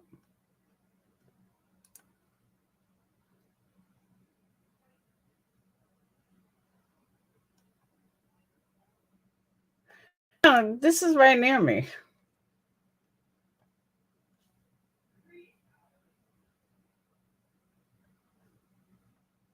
It's ugly.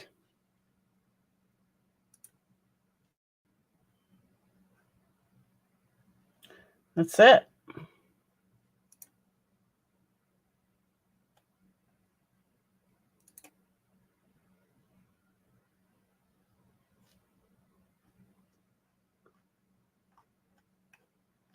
It's the apartment? Oh.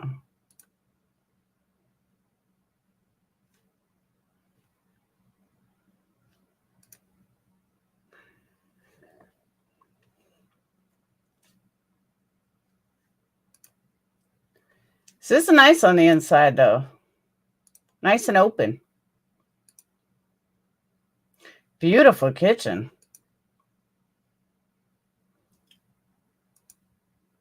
I would want this place.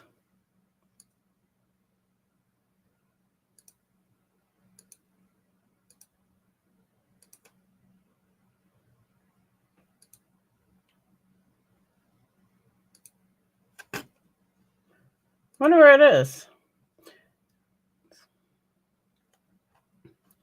See which school. Yeah, 9 out of 10. They're in our schools. Oh, where'd it go?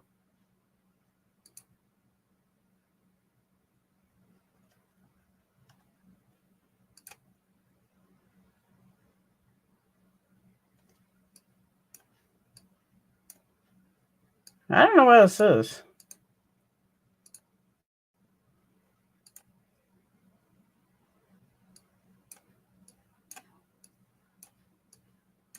I don't know. Ugh. I am getting off. I gotta run to UPS real quick. Even though I wanted to get more boxes filled, I gotta run with the ones I have so far and get them out. I will see you guys in a few hours. We'll be on tonight. And that's it. I never expected to be on this long, but then I got into that interview. So, love you guys. I'll see you guys later. Give me a few hours. I'll be back. And that's it. I'll see you guys later. Peace.